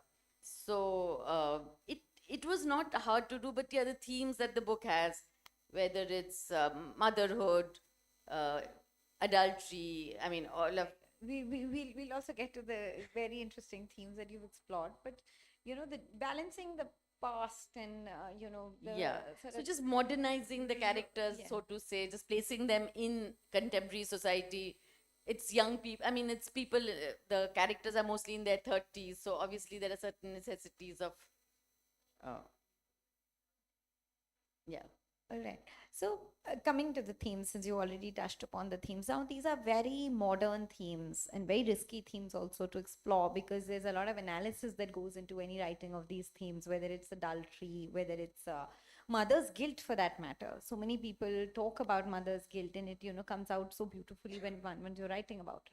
So tell us a little bit about how were these themes put into your were you very conscious of creating these characters? Because as an editor, you must have gone through so many manuscripts and so many characters and so many different kinds of stories to be able to arrive at your own story. So when you create a character, what does it reflect? Does it reflect your experiences as a person or your experiences as an editor? So tell us some of your favorite themes that you put into the book and how you handle them. Yeah. So, like basically, if you're talking about themes like what we just said, how a good mother versus bad mother, and or themes like adultery, honestly, like these binaries of good, bad, right, wrong, victim, villain, those are, of course, it's important to, in terms of just controlling crime, say, or it's important in society. I'm saying to have these binaries. But I do feel that, and it's important to educate young people on what is right and what is wrong, but I do feel it does not have the same place in literature or in the arts, basically, where we are looking at nuance, where we are looking at. So to me, it's not about right, wrong, good, bad. It's about a human experience. And also, it's also harmful in some ways the way we say motherhood is usually put on a pedestal. Like mothers are seen in a, like, but all women are expected to marry, have children. I mean, stereotypically. But then, and then you're expected to be so good at it. But so I wanted to problematize those things. Like, say, if, I don't know if anyone's seen Lionel Shriver's Let's Talk About Kevin. That's a book, and I think it's a movie also, which really there's this kid who grows up to be who's a school shooter, and it's from the mother's point of view, and the mother talks about how she was never comfortable being a mother also, and it sort of humanizes her point of view. It kind of says that like she doesn't know what went wrong with her own upbringing of the bringing up of that child. Then even Adolescence, if anyone's seen, which came out earlier this year, that mini series, I think that also does away with all these binaries of it's just about human emotions, and things don't always have to be seen in these, again, binaries. That's brilliant. It's also balancing of Gothic horror context with a modern woman protagonist. That Yeah. itself is a very challenging space, because those are two very drastically different spaces. Yeah, I think traditionally in Gothic horror, of course, there was always a woman who, but it would be in Dracula, say, there's a woman who is suffering, who has to be almost saved. While now I don't want to show That's in that precisely trope. the change. Like Yeah. in a Gothic horror story from, say, 200 years ago, the woman is either possessed or she's the one who's the orchestrator of something very, very evil. So the understanding of the woman within the Gothic context has also undergone a massive change. Yeah. So I did want to give the woman a certain amount of autonomy, to give us the agency, but also I have problematized that, because that's also still true. It's still true that women do have. There are these gender roles we perform, and well, it's more about patriarchy really than women or men, or it's how we react to certain situations. I just suddenly remembering Margaret Atwood. She was asked in some interview that why are all your women characters so paranoid, and she had replied with it's because they are aware of their situation.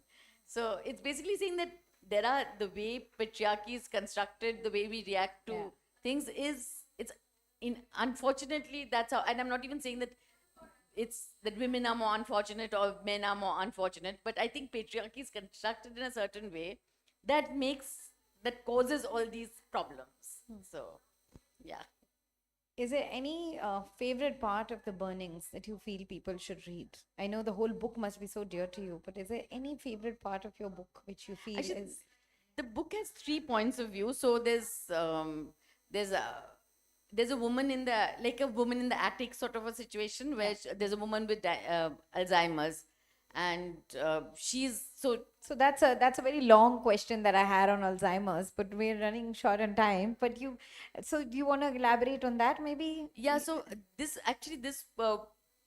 because you're also looking at mental health there. That's Yeah. another angle that you're looking at within the Yeah. text, which also requires very mature handling. Yeah, so that character is kind of sort of a favorite of mine because the fact that a memory is slipping away, and that also gives a certain when you're as a writer, a narrative like Memory is the favorite part of a yeah, writer. They it's- love to explore that, Yeah. erasure of memory and what it does to the yeah, mind. and basically when you're losing agency, then there's the whole concept of an unreliable narrator because you don't know whether what she's saying is the reader also is in a place where they can't be sure of.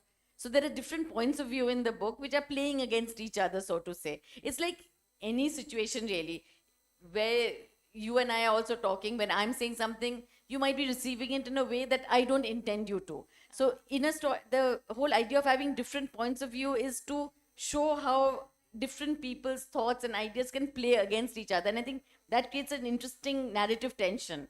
Absolutely. And that was the reason why I wanted one unreliable narrator. But actually, all of them, as the book goes, they come together in certain ways, and there are similarities between them. And yeah, so And I think that's the most wonderful part of that gives the writer immense creative liberty, because if Yeah. the narrator is losing memory, then you can play Yeah. around with the thoughts and you can actually explore a little bit of your madness. And I think for Himanjali, this book is also about managing method and balancing method and madness, because method from your editor's mind and madness from your your writer's mind. Yeah. So, is there any question? You only have time for one question. If there's any question on her interesting book that we can take. So, there seems to be no question, but I have a last question that I'll ask you. Are you planning to write another one? Are you planning to write a sequel to this? Are you planning to, because it's a very interesting genre that you kind of started. Like, I have not seen too many books in this particular genre. And it's a very interesting story. Is there anything else in the pipeline? There isn't really, but I think I really would love to. I think let a little bit of time. You're waiting go for another by. pandemic to happen? I hope not. That yeah. or any other life-changing, Yeah, so thing that gives us all some time to. and gives me a story, gives Gives me you a some story, ideas about what yes. to write, because also it's quite narrative. I mean, it's plot driven, this Yeah, book. A lot of yeah. So I need some new ideas. So something drastic has to happen. So you have the rest of the day in Odisha. I hope you can find some interesting story coming out of this part of Not the a bad- country. Thank you so much for joining us in this crisp but very, very informative session with Himanjali. Thank you so much. Thank you. Can Thank you, please ma'am, for felicitate delving her into the now? book you wrote. Now, I'd like to request Pallavi ma'am to felicitate Himanjali ma'am.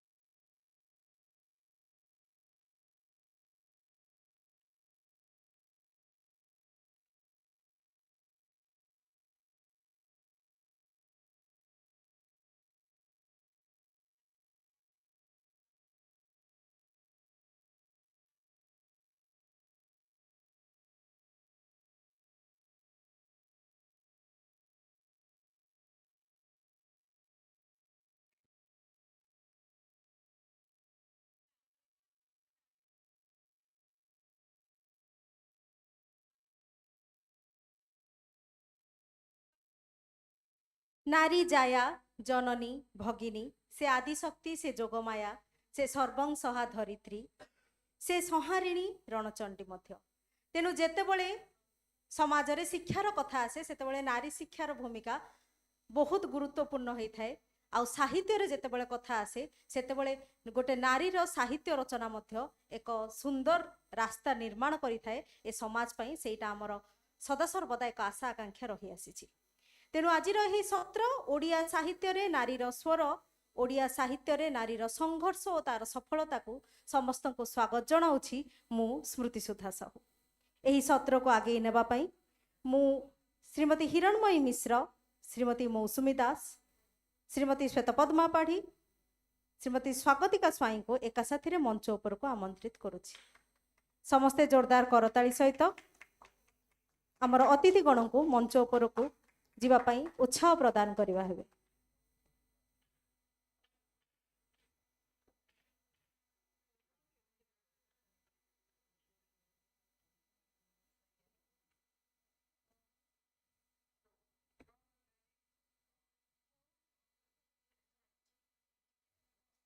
मंचासीन अतिथि मानकर परिचय कराइबा मोर कर्तव्य भावी प्रथमे मु doctor हिरणमयी मिश्रंकर परिचय रखुची।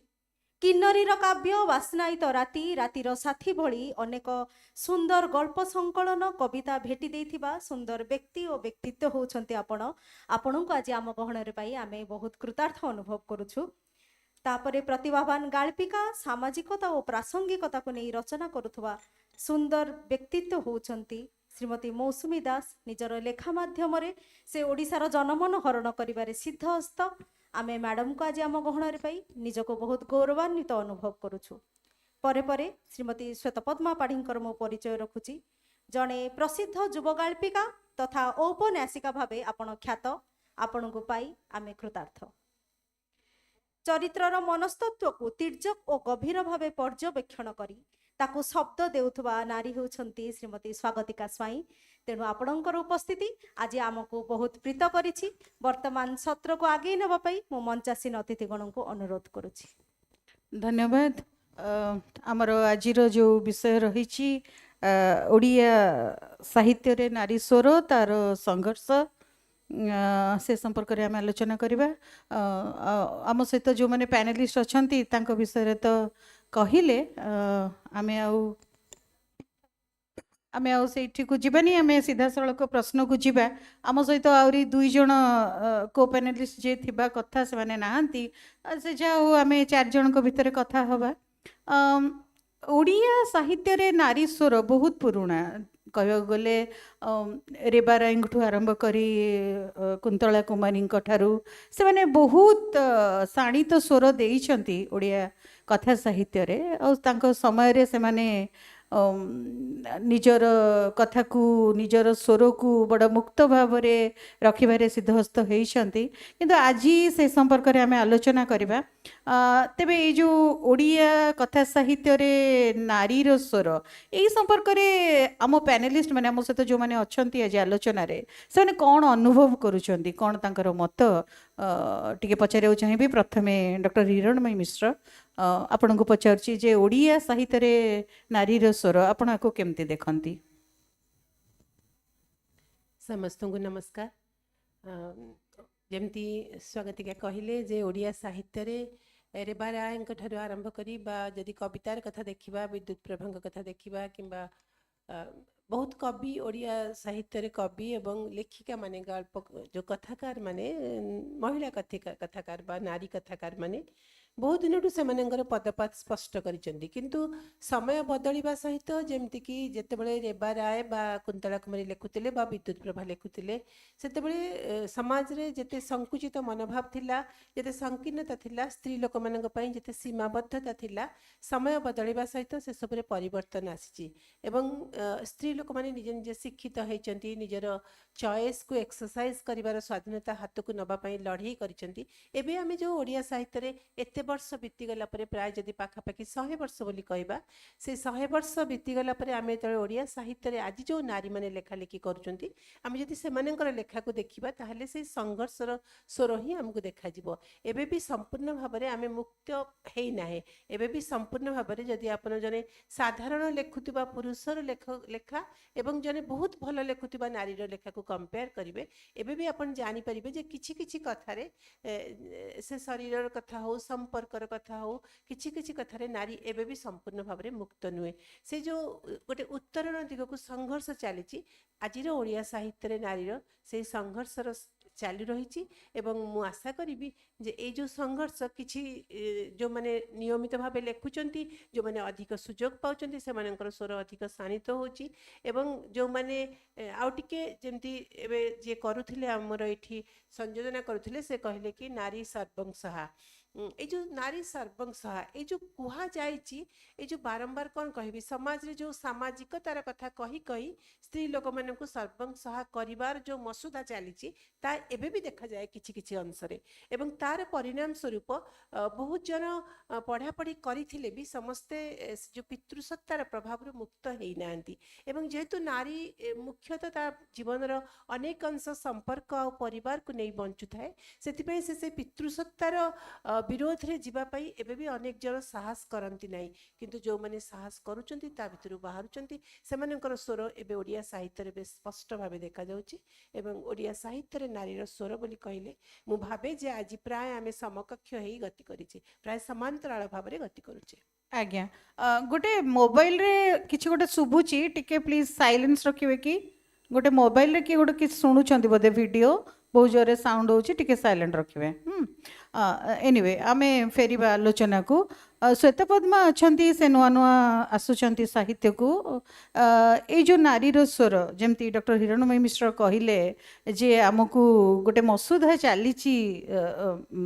सर्वंसहा करिकिरी आमे सबले सही आस्तिबु आम स्वर खाली उठेई चलीथिबु संघर्ष विरुद्ध रे आपण कौन अनुभव करछंती एथिरे परिवर्तन आसीची कि नुआ लेखुथिबा आपण जणे गाल्पिका आपण कौन अनुभव करछंती परिवर्तन तो बहुत नमस्कार परिवर्तन बहुत आसी एबे बोली नुह बहुत समय आगुरु आसी सारी जमती कि शकुंतला पंडा से सुचरिता पत्रिका घरे घरे 27 वर्ष पहुँचेकी से संघर्षर मूलदुआ पकई सारी तापर आसिले आमर इति सामंत जी की कादम्बिनी को एपर्यंत सॉरी 27 वर्ष पर्यंत चलई तो से भाया विभिन्न स्टेज रे प्रतिथर नारी आसमती रत्नचिरा पत्रिका होता किंबा बर्तमान मुझे वैशिष्ट पत्रिका चलाऊँगी तो प्रतिथर नारी को संघर्ष करने को पड़ी किंतु से संघर्ष को से पार करी आम पुरुषों लेखकों सहित निजक समकक्ष कर पारिछि समय सहित बहुत किसी बदली किंतु कहला भाया हाँ किछिटा लेखा अच्छी जो थे कि नारी आज पर्यंत भी संकीर्णता भितर रही जाइछि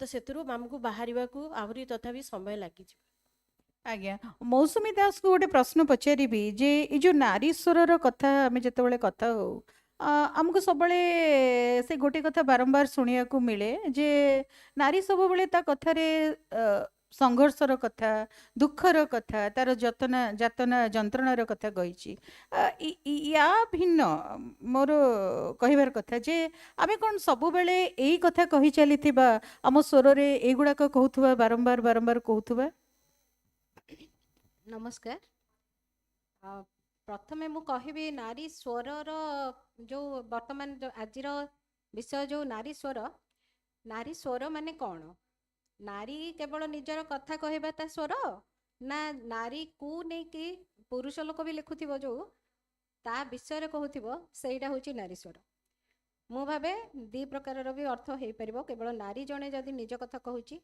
किंबा पुरुष भी नारी मानक कथा जदि कहउछंती उभय को नारी स्वर बोली कह जाई परिबो आउ रहिला कथा जो स्वागतिका पचारिले मते जे संघर्षर कथा ही आमे कहूछु एटा सत्य कथा जे आज पर्यंत वर्तमान 21 शताब्दी रे पहुंची गला परे भी नारी एबे भी संघर्षरत कोठी ना कोठी अछि किंतु मु भाबे जे केवल काहे कि संघर्षर कथा ही कुहा जीवो एबे जदि आमे जदि देखुचे जे फुलन देवी फुलन देवी को कहानी रे रही संघर्षर कथा किंतु आमे आ सहित भी देखुचु सुनीता विलियम्स आउ ये कल्पना चावला उड़ाणर कथा भी आमे पढ़ुचु ତେଣୁ ସାହିତ୍ୟରେ କେବଳ ନାରୀର ସଂଘର୍ଷ କଥା, ଦୁଃଖ ଦୈନ୍ୟର କଥା, ଯନ୍ତ୍ରଣାର କଥା କିମ୍ବା ନାରୀ ସର୍ବଂସହା ରହିବ ଏହି କଥା ହିଁ ଆଜି ପର୍ଯ୍ୟନ୍ତ ଚାଲି ଆସିଛି।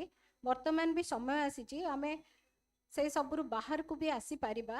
ଦୁଃଖ ତ ସମସ୍ତଙ୍କ ଜୀବନରେ ରହିଛି, କେବଳ ନାରୀ ବୋଲି କ'ଣ ସିଏ ହିଁ ସଂଘର୍ଷ କରୁଛି? ଜଣେ ଚାକିରି ପାଉନି ଶିକ୍ଷିତ ଯୁବକଟେ, ତାର ସଂଘର୍ଷ ବି ତ ଅଲଗା ରହିଛି।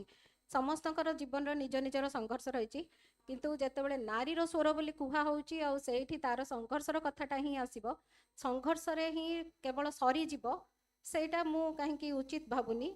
ସଂଘର୍ଷ ପରେ ବି ତ ସଫଳତା ମିଳୁଛି, ତେଣୁ ସଂଘର୍ଷ ସହିତ ସଫଳତାର ବି କଥା କୁହାଯିବା ଉଚିତ, ଆଉ କୁହାଯାଉଛି। ମୁଁ ଭାବୁଛି ଆଜିକାଲି କୁହାଯାଉଛି ସେ ସବୁ କଥା।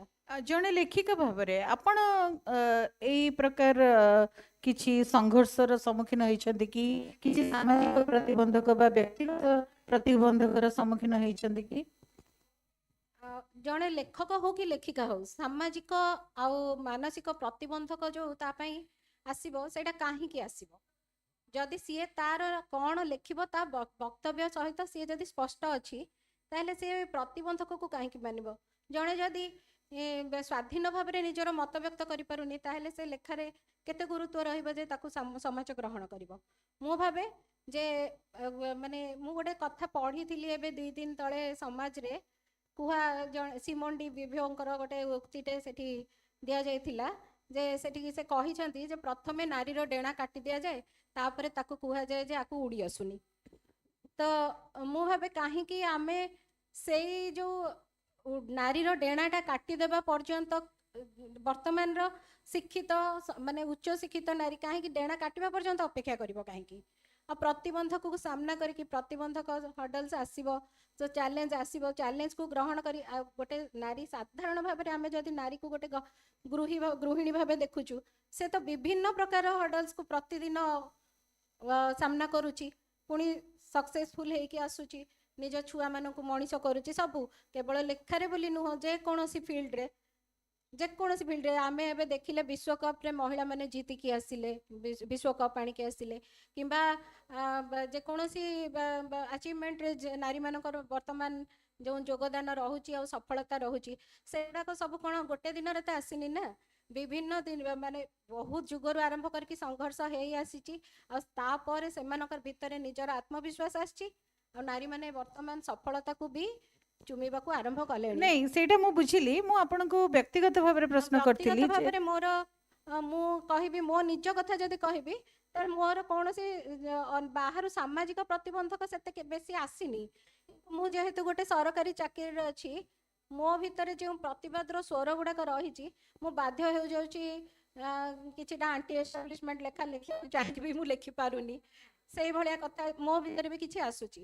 ଆଉ ମୁଁ ନାରୀର କଥା ଲେଖିବାକୁ ଗଲାବେଳେ ବି ମୋର ନିଜ ଭିତରର ଯେଉଁ ସଂସ୍କାର ଅଛି, ମୁଁ ବହୁତ ବୋଲ୍ଡ ହେଇକି ଲେଖିପାରୁନି। ସେଇଟା ମୋ ମାନସିକ ମାନେ ପ୍ରତିବାଧକ ହେଉଛି ମୋ ପାଇଁ। ମୁଁ କିନ୍ତୁ ନିଜେ ଚେଷ୍ଟା କରୁଛି ସେ ସବୁରୁ ବାହାରିବା ପାଇଁ, କିନ୍ତୁ ବାହାରି ହେଉନି, କାରଣ ମୋ ନିଜର ଲିମିଟେସନକୁ ମୁଁ ବଢ଼େଇ ପାରୁନି, ଲିମିଟେସନରୁ ବାହାରକୁ ଯାଇପାରୁନି। ଆଜ୍ଞା, ଶ୍ଵେତପଦ୍ମକୁ ପଚାରିବା, ସେ ତ ନବପ୍ରଜନ୍ମର ଲେଖିକା। ଆପଣ ନିଜ ବ୍ୟକ୍ତିଗତ ଜୀବନରେ ବା ସାମାଜିକ ଜୀବନରେ ଲେଖାଲେଖି କରିବା ବେଳେ ଯାହା କହିବାକୁ ଚାହୁଁଛନ୍ତି, କିଛି ପ୍ରତିବନ୍ଧକର ସମ୍ମୁଖୀନ ହେଇଛନ୍ତି କି? ବ୍ୟକ୍ତିଗତ ଭାବରେ ତ ମୁଁ କେବେ ବି କୌଣସି ପ୍ରତିବନ୍ଧକର ସମ୍ମୁଖୀନ ହେଇନି, କାରଣ ମୋ ପରିବାର ଆଉ ମୋ ସ୍ୱାମୀ ବହୁତ ସପୋର୍ଟ କରିଛନ୍ତି। ତେବେ ସାମାଜିକ ଭାବରେ ହଁ, ମୁଁ ଯେତେବେଳେ 2018ରେ ଇଂଲିଶର ଲେଖା ଛାଡ଼ିକି ଓଡ଼ିଆ ଲେଖାରେ ପାଦ ଥାପିଲି, ତ ସେତେବେଳେ ହଁ ମୋତେ ଟିକେ ସାମାଜିକ ଭାବରେ ଗ୍ରହଣ କରିବା ପାଇଁ ବହୁତ ସଂଘର୍ଷ କରିବାକୁ ପଡ଼ିଛି। ବହୁତ ଜାଗାରେ ମୁଁ ସମାଲୋଚନା ବି ପାଇଛି। ତାପରେ ମୋର ଲେଖିବାର ଜେନର କମ୍ପ୍ଲିଟଲି ଡିଫରେଣ୍ଟ। ମୁଁ ହରର, ସସ୍ପେନ୍ସ ଆଉ ସମ୍ପର୍କର ଆବେଗ, ସମ୍ପର୍କ ଭିତରେ ଥିବା ରହସ୍ୟ, ଏଇ ସବୁକୁ ନେଇକିନା ମୁଁ ଲେଖେ। ମାନେ ମୋର ବେଶୀ ଫୋକସ୍ ନଥାଏ ଯେ ପୋଲିସ ଇନଭେଷ୍ଟିଗେସନର ସାଇଣ୍ଟିଫିକ୍ ଇନଭେଷ୍ଟିଗେସନ ଉପରେ। ମୋର ଫୋକସ୍ ଥାଏ କ'ଣ ପାଇଁ ହେଲା, କାହିଁକି ହେଲା, କିପରି ହେଲା, ଆଉ ସମ୍ପର୍କର ତା ଭିତରେ କେମିତି ଛନ୍ଦି ହେଇକି ଅଛି ତାର ଆବେଗକୁ। ତ ସେଇଟାକୁ ବହୁତ ଜଣ ଗ୍ରହଣ କରନ୍ତିନି। ମୁଁ ଏଇଟା ବି ଫେସ୍ କରିଛି ଯେ କହନ୍ତି ଜଣେ ନାରୀ ହିସାବରେ ତମେ ଶାଶୁ, ନଣନ୍ଦ, ପାରିବାରିକ, ସ୍ୱାମୀ, ପ୍ରେମ ଏଗୁଡ଼ାକ ଲେଖିବା କଥା, ତମେ କ'ଣ ପାଇଁ ଗୋଟେ ନାରୀ ହେଇକିନା ଏମିତି ଗୋଟେ ଏତେ ମାନେ ସମସ୍ତେ ଆକ୍ଚୁଆଲି ମୋତେ ଯେଉଁମାନେ ଜାଣନ୍ତି, ସିଏ ମୁଁ ଆଜି ଗୋଟେ ସଫ୍ଟ ଲେଡ଼ି ବୋଲି ମୋତେ ସମସ୍ତେ ଜାଣନ୍ତି। ତ ସମସ୍ତେ ଆଶ୍ଚର୍ଯ୍ୟ ହେଇ କୁହନ୍ତି ଏତେ ସଫ୍ଟ ଲେଡ଼ି, ଆପଣ କେମିତି ଗୋଟେ ଏତେ ବିଭତ୍ସ ହତ୍ୟା ଘଟଣା ଲେଖିପାରୁଛନ୍ତି? ଲେଖୁଛ ଯଦି ଲେଖାର କ'ଣ ମୂଲ୍ୟ ଅଛି ଏମିତି ବି କୁହନ୍ତି। ସବୁ ଜିନିଷର କିଛି ନା କିଛି ମୂଲ୍ୟ ଥାଏ। ଯଦି ସକାଳୁ ଆମେ ଖବରକାଗଜଟାକୁ ମେଲେଇକି ହତ୍ୟା ଘଟଣାଟି ପଢ଼ିପାରୁଛୁ, ତାହେଲେ ସେଇ ହତ୍ୟା ଘଟଣାକୁ ଆଧାରିତ କରିକି ଆମେ କାହାଣୀ ବା ଉପନ୍ୟାସ କାହିଁକି ନ ଲେଖିପାରିବୁ? ତ ସେଇ ଜିନିଷଟା ପାଇଁ ମୁଁ ବହୁତ ବାଧାବିଘ୍ନ ଫେସ୍ କରିଛି।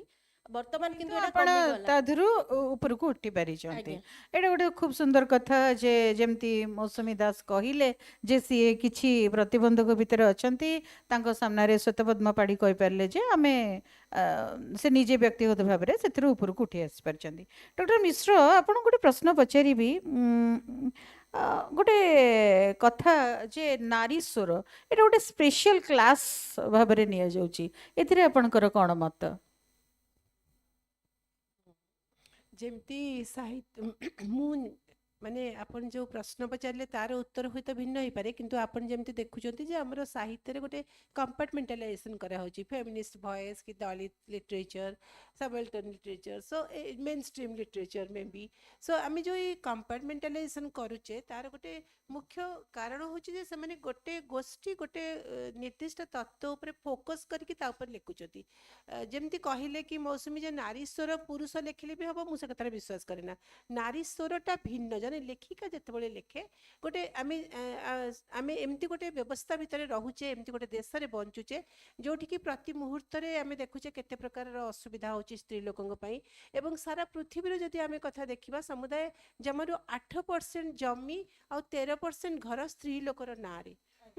ଆମେ ଗୋଟେ ଏମିତି ଆଟମୋସ୍ଫିୟର ବା ଏମିତି ସିଷ୍ଟମ୍ ଭିତରେ ଯେତେବେଳେ ବଞ୍ଚେ, ସେତେବେଳେ ଗୋଟେ ଲେଖିକା ଯିଏ ଯାହା ଭିତରେ ସମ୍ବେଦନଶୀଳତା ଅଛି ତାର ଲେଖାରେ ନିଶ୍ଚିତ ଭାବରେ ଟିକେ ସେଇ ବିରୁଦ୍ଧରେ ଟିକେ ସ୍ୱର ଆସିବ ନିଶ୍ଚୟ। କାହିଁକି ନା ମୁଁ ଯଦି ସମ୍ବେଦନଶୀଳ, ମୁଁ ଚିନ୍ତା କରୁଛି ଯେ କାହିଁକି ଅନ୍ୟ ଜଣକ ଲୋକ ଜୀବନରେ ଏତେ ଦୁଃଖ ହେଉଛି, ହୁଏତ ତା ମୋ ନିଜ ଜୀବନରେ ନଥାଇପାରେ। ମୁଁ ଲେଖାଲେଖିର 3 ଦଶନ୍ଧିରୁ ଅଧିକ ଧରି ଲେଖାଲେଖି କରୁଛି। 35 ବର୍ଷର ଲେଖାଲେଖି ଭିତରେ ମୁଁ ଏମିତି ନିଜେ ବ୍ୟକ୍ତିଗତ ଭାବରେ ହୁଏତ କିଛି ବହୁତ ବେଶୀ କିଛି ଅସୁବିଧା ନଥାଇପାରେ, ବା ମୋର ନିଜର ଉଚ୍ଚଶିକ୍ଷା ପାଇଁ ମୁଁ ମୋର ଅସୁବିଧାକୁ ଅତିକ୍ରମ କରିଯାଇପାରେ। କିନ୍ତୁ ଆମେ ଯେତେବେଳେ ଯେଉଁ ମୁହୂର୍ତ୍ତରେ ଆମେ ଆଖି ଖୋଲି ଦେଖୁଛେ, ଖାଲି ସ୍ତ୍ରୀ ଲୋକଙ୍କ ଜୀବନରେ ନୁହେଁ, ଏଠି ଟ୍ରାନ୍ସଜେଣ୍ଡର୍ସ ମାନେ ଅଛନ୍ତି, ଏଠି ଅଲଗା ସବୁ ଲୋକମାନେ ଅଛନ୍ତି। ଏବଂ ଏଇ ଯେଉଁ ଅସମାନତା, ଯେଉଁ ବୈଷମ୍ୟର ଭାବ ଭିତରେ ଆମେ ସମାଜରେ ଅହରହ ବଞ୍ଚୁଛେ, ସେ ବୈଷମ୍ୟର ଭାବକୁ ଆମେ ଯେତେବେଳେ ଆମ ଲେଖାରେ ଅଧିକ ଭାବରେ ଗୋଟେ ସ୍ତ୍ରୀ ଲୋକ ସମ୍ବେଦନଶୀଳ ହେଇକି ଫୁଟେଇବାକୁ ଚାହୁଁଛି। କାହିଁକି ମୁଁ ସେଟା କହିବି ଯେ କାହିଁକି ନା ଏଇ ଯେଉଁ ବୈଷମ୍ୟଟା, ସାମାଜିକ ବୈଷମ୍ୟ, ତା ଯଦି ଗୋଟେ ଅନୁସୂଚିତ ଜାତି ଉପଜାତି ବିରୁଦ୍ଧରେ ବି ହୁଏ, ତାହେଲେ ବି ତା ମୋତେ ବେଶୀ କାଟିବ। କାରଣ ଏକ ତ ହେଲା ଯେ ମୁଁ ବି ସେଇଭଳି ସମାନ୍ତରାଳ ଭାବରେ କିଛି ବୈଷମ୍ୟର ଶିକାର ହେଇଛି। ତେଣୁ ଯେମିତି ମାର୍କ୍ସ କହୁଥିଲେ କି ଯେହେତୁ ସେମାନେ ଯିଏ ଦୁଃଖ ଜାଣିଛନ୍ତି, ସେମାନେ ଅଲଗା ଲୋକର ଦୁଃଖଟା ବୁଝିପାରିବେ। ତ ମୁଁ କେଉଁ ସ୍ତରକୁ ଯାଇକି ଦୁଃଖଟାକୁ ବୁଝିପାରିବି, କାରଣ ମୋ ବିରୁଦ୍ଧରେ ଯେଉଁ ଷଡ଼ଯନ୍ତ୍ର ଅଛି, ମୋ ବିରୁଦ୍ଧରେ ଯେଉଁ ସାମାଜିକ ବ୍ୟବସ୍ଥାର ଯେଉଁ ମୋ ବିରୁଦ୍ଧରେ କ୍ରମାଗତ ଭାବରେ ମାନେ ଶତାବ୍ଦୀ ଧରି ଯେଉଁ ସ୍ତ୍ରୀ ଲୋକମାନେ ଯେମିତି ଭାବରେ ତାଙ୍କୁ ମନା କରାଯାଇଛି ବହୁତ କଥା, ବହୁତ ଅଧିକାରରୁ ତାଙ୍କୁ ବଞ୍ଚିତ କରାଯାଇଛି, ଏବଂ ବହୁତ ସାମାଜିକ ପାରିବାରିକ ଆଉ ବିଭିନ୍ନ ପ୍ରକାରର ଜାତୀୟ କହିପାରନ୍ତି ବି ଆପଣ ଅଧିକାରରୁ ତାଙ୍କୁ ମନା କରାଯାଇଛି, ବଞ୍ଚିତ କରାଯାଇଛି। ସେଇଟା ମୋ ଭିତରେ ନିଶ୍ଚିତ ଭାବେ ଗୋଟେ ବିଦ୍ରୋହ ଆଣିବ। ତେଣୁ ନାରୀ ସ୍ୱରଟା ସେଇଠି ହିଁ ଅଧିକ ସ୍ଥାନିତ ହେବ, ଯେତେବେଳେ ଗୋଟେ ସ୍ତ୍ରୀ ଲୋକ ଲେଖିକା ଭାବରେ ତା ନିଜ ସହ ସିଏ ଅନ୍ୟ ସମସ୍ତଙ୍କର ସମାଜରେ ଯେଉଁ ସାମାଜିକ ବୈଷମ୍ୟକୁ ଠିକ୍ ଭାବରେ ଦେଖିପାରିବ, ଏବଂ ଠିକ୍ ଭାବରେ ଯେହେତୁ ସେ ନିଜେ ବି ସେଇ ଗୋଷ୍ଠୀର ଗୋଟେ ଅଂଶ ଭଳି ନିଜକୁ ଅନୁଭବ କରିପାରୁଛି, ସେଥିପାଇଁ ସେ ତା ଅଧିକ ଭଲ ଭାବରେ ଲେଖିପାରିବ। ଆଉ ଯେଉଁ ବାକି ରହିଲା ବ୍ୟବସ୍ଥା କେବେ ଆମ ବିରୁଦ୍ଧରେ ଯାଇଛି କି ନାହିଁ, ବା ମୁଁ ଲେଖିଛି ମୁଁ ସେଥିପାଇଁ ପ୍ରତିବନ୍ଧକ ସାମ୍ନା କରୁଛି କି ନାହିଁ, ଦେଖନ୍ତୁ ଆମେ ଗୋଟେ ଏମିତି ଭାଷାରେ ଲେଖୁଛେ ଓଡ଼ିଆ, ଯେଉଁ ଭାଷାରେ ଆମେ ଲେଖୁଛେ ତାର ପାଠକଙ୍କ ସଂଖ୍ୟା କେତେ କମ୍ ସେ ବିଷୟରେ ସମସ୍ତେ ଜାଣନ୍ତି। ଏବଂ ଆପଣ ମୌସୁମୀ କହିଲେ ଯେ ମୋତେ ଟିକେ ଲେଖିବା ପାଇଁ ଡର ଲାଗୁଛି, ମୋ ସଂସ୍କାରର କଥା କହିଲେ, କିନ୍ତୁ ସଂସ୍କାର କଥା କହିଲା ବେଳେ ମୁଁ ଭାବେ ଯେ ମୁଁ ସବୁଦିନ ସଂସ୍କାରିତ ହେବାକୁ ଚାହେଁ, ଏବଂ ସେଇ ସଂସ୍କାର ଭିତରେ ମୁଁ ଚାହେଁ ଯେ ମୁଁ ଅନ୍ୟମାନଙ୍କ ସହ ସମାନ ହେବି, ଏବଂ ଅନ୍ୟମାନଙ୍କ ଭଳି ମୋର ବି ଗୋଟେ ବ୍ୟକ୍ତିଗତ ସ୍ୱର ଅଛି, ମୋର ବି ଅଧିକାର ଅଛି, ମୁଁ ସେ ବିଷୟରେ କହିବି। ମୁଁ ସଂସ୍କାରକୁ ସେଇ ଦିଗରେ ନିଏ, ସେଇ କଥାରେ ଭାବେ। ଏତେ ବର୍ଷ ପୃଥିବୀରେ ବଞ୍ଚି ସାରିଲା ପରେ ମୁଁ ପଛରେ ଥିବା ସଂସ୍କାରକୁ ଛାଡ଼ିଦେବାକୁ ଚାହେଁ, ନିଜକୁ ସଂସ୍କାରିତ କରିବାକୁ ଚାହେଁ, ଯେ ଆସନ୍ତାକାଲିର ଯେଉଁ ପୃଥିବୀ, ସେଇ ପୃଥିବୀରେ ଯେମିତି ମୋ ପାଇଁ ନ୍ୟାୟ ଥାଉ, सामाजिक न्याय थाउ से पृथ्वी मो पई शोषण मुक्त होइताउ एवं समग्र स्त्री लोक मानक पई सेठी आउ टिके कम वैषम्य भाव थाउ सेति पई एठी ओडिया रे आपण जहा लेखिबे मु भाबुनी जे केही जने एमती बहुत बेसी ता विरुद्ध रे किछि जिबे जदि निहाती आपण गोटे स्लैंग न लेखंती ताले निहाती गोटे एमती पाठक गोष्ठी नाहंती एते सचेतन पाठक गोष्ठी नाहंती जे बहुत बेसी आपण को अटकेई देबे तो मु तो भाबुची से सौभाग्य हबो जो दिन अटकेबे जदि मु गोटे किछि लेखिबी एवं ता विरुद्ध रे किछि पाठक बहुत बेसी विद्रोह करिवे जे आपण काई एमती लेखिले बोली मते प्रश्न पचारिबे ताले मु तार उत्तर देई परिबे जे मु काई एमती लेखुची तो सेटा मोर सौभाग्य हबो मु सेमती किछि प्रतिबंधक जहा प्रतिबंधक एमती छोट कटिया आसीची किंतु एमती किछि प्रतिबंधक आसीनी जे जहा गोटे मते अटकेई दबो मुहूर्ते ता माने आमे ए जो स्पेशल क्लास रे जोटा जाउची नारी स्वर ताकू आहुरी रिफाइन करिवार आवश्यकता अछि निश्चित निश्चित हाँ आमे आमे टिके साहस भर्ती करिवार ताधर आवश्यकता अछि आ जो ऊंचाई को बा जो प्लेटफॉर्म को आमे छुई पारिनु आमे सेगुडा को बारंबार छुईबार प्रकृति जो समय रे बंचुचे एबे से समय रे आम पीढ़ी मो पीढ़ी रो लोक माने मु कहूची मो पीढ़ी रो मनुष्य माने पूरा पूरी भाव रे माने एकदम झियो माने पाठ न पढ़िबाटारु आरंभ करी घरे मोबाइल की टीवी नथिबाटारु आरंभ करी वर्तमान चैट जीपीटी रे मु चाहिले गोटे गपटे जदी जदी कैरेक्टर कहबी संग संग से लिखि दबो सेई जो ए जो एते दिन रो जो ए जो माने टेक्नोलॉजी रो रिवोल्यूशन कोहंतु पाठ पढ़ार प्रभाव कोहंतु पृथ्वी रे जो एते कथा माने परिवर्तित चित्र चारिपटे रे हमर जो दृश्य परिवर्तित होई चालुची सेते नारीर स्वर निश्चित भाव गोटे स्वतंत्र स्थान अपेक्षा करे जदि आम स्वतंत्र स्थान न रखा मु भावुनी जे गोटे किसी खराब कथा बोली मु भावे जे एटा गोटे भल कथा जे आम जदि गोटे सिस्टरहुड रखा गोटे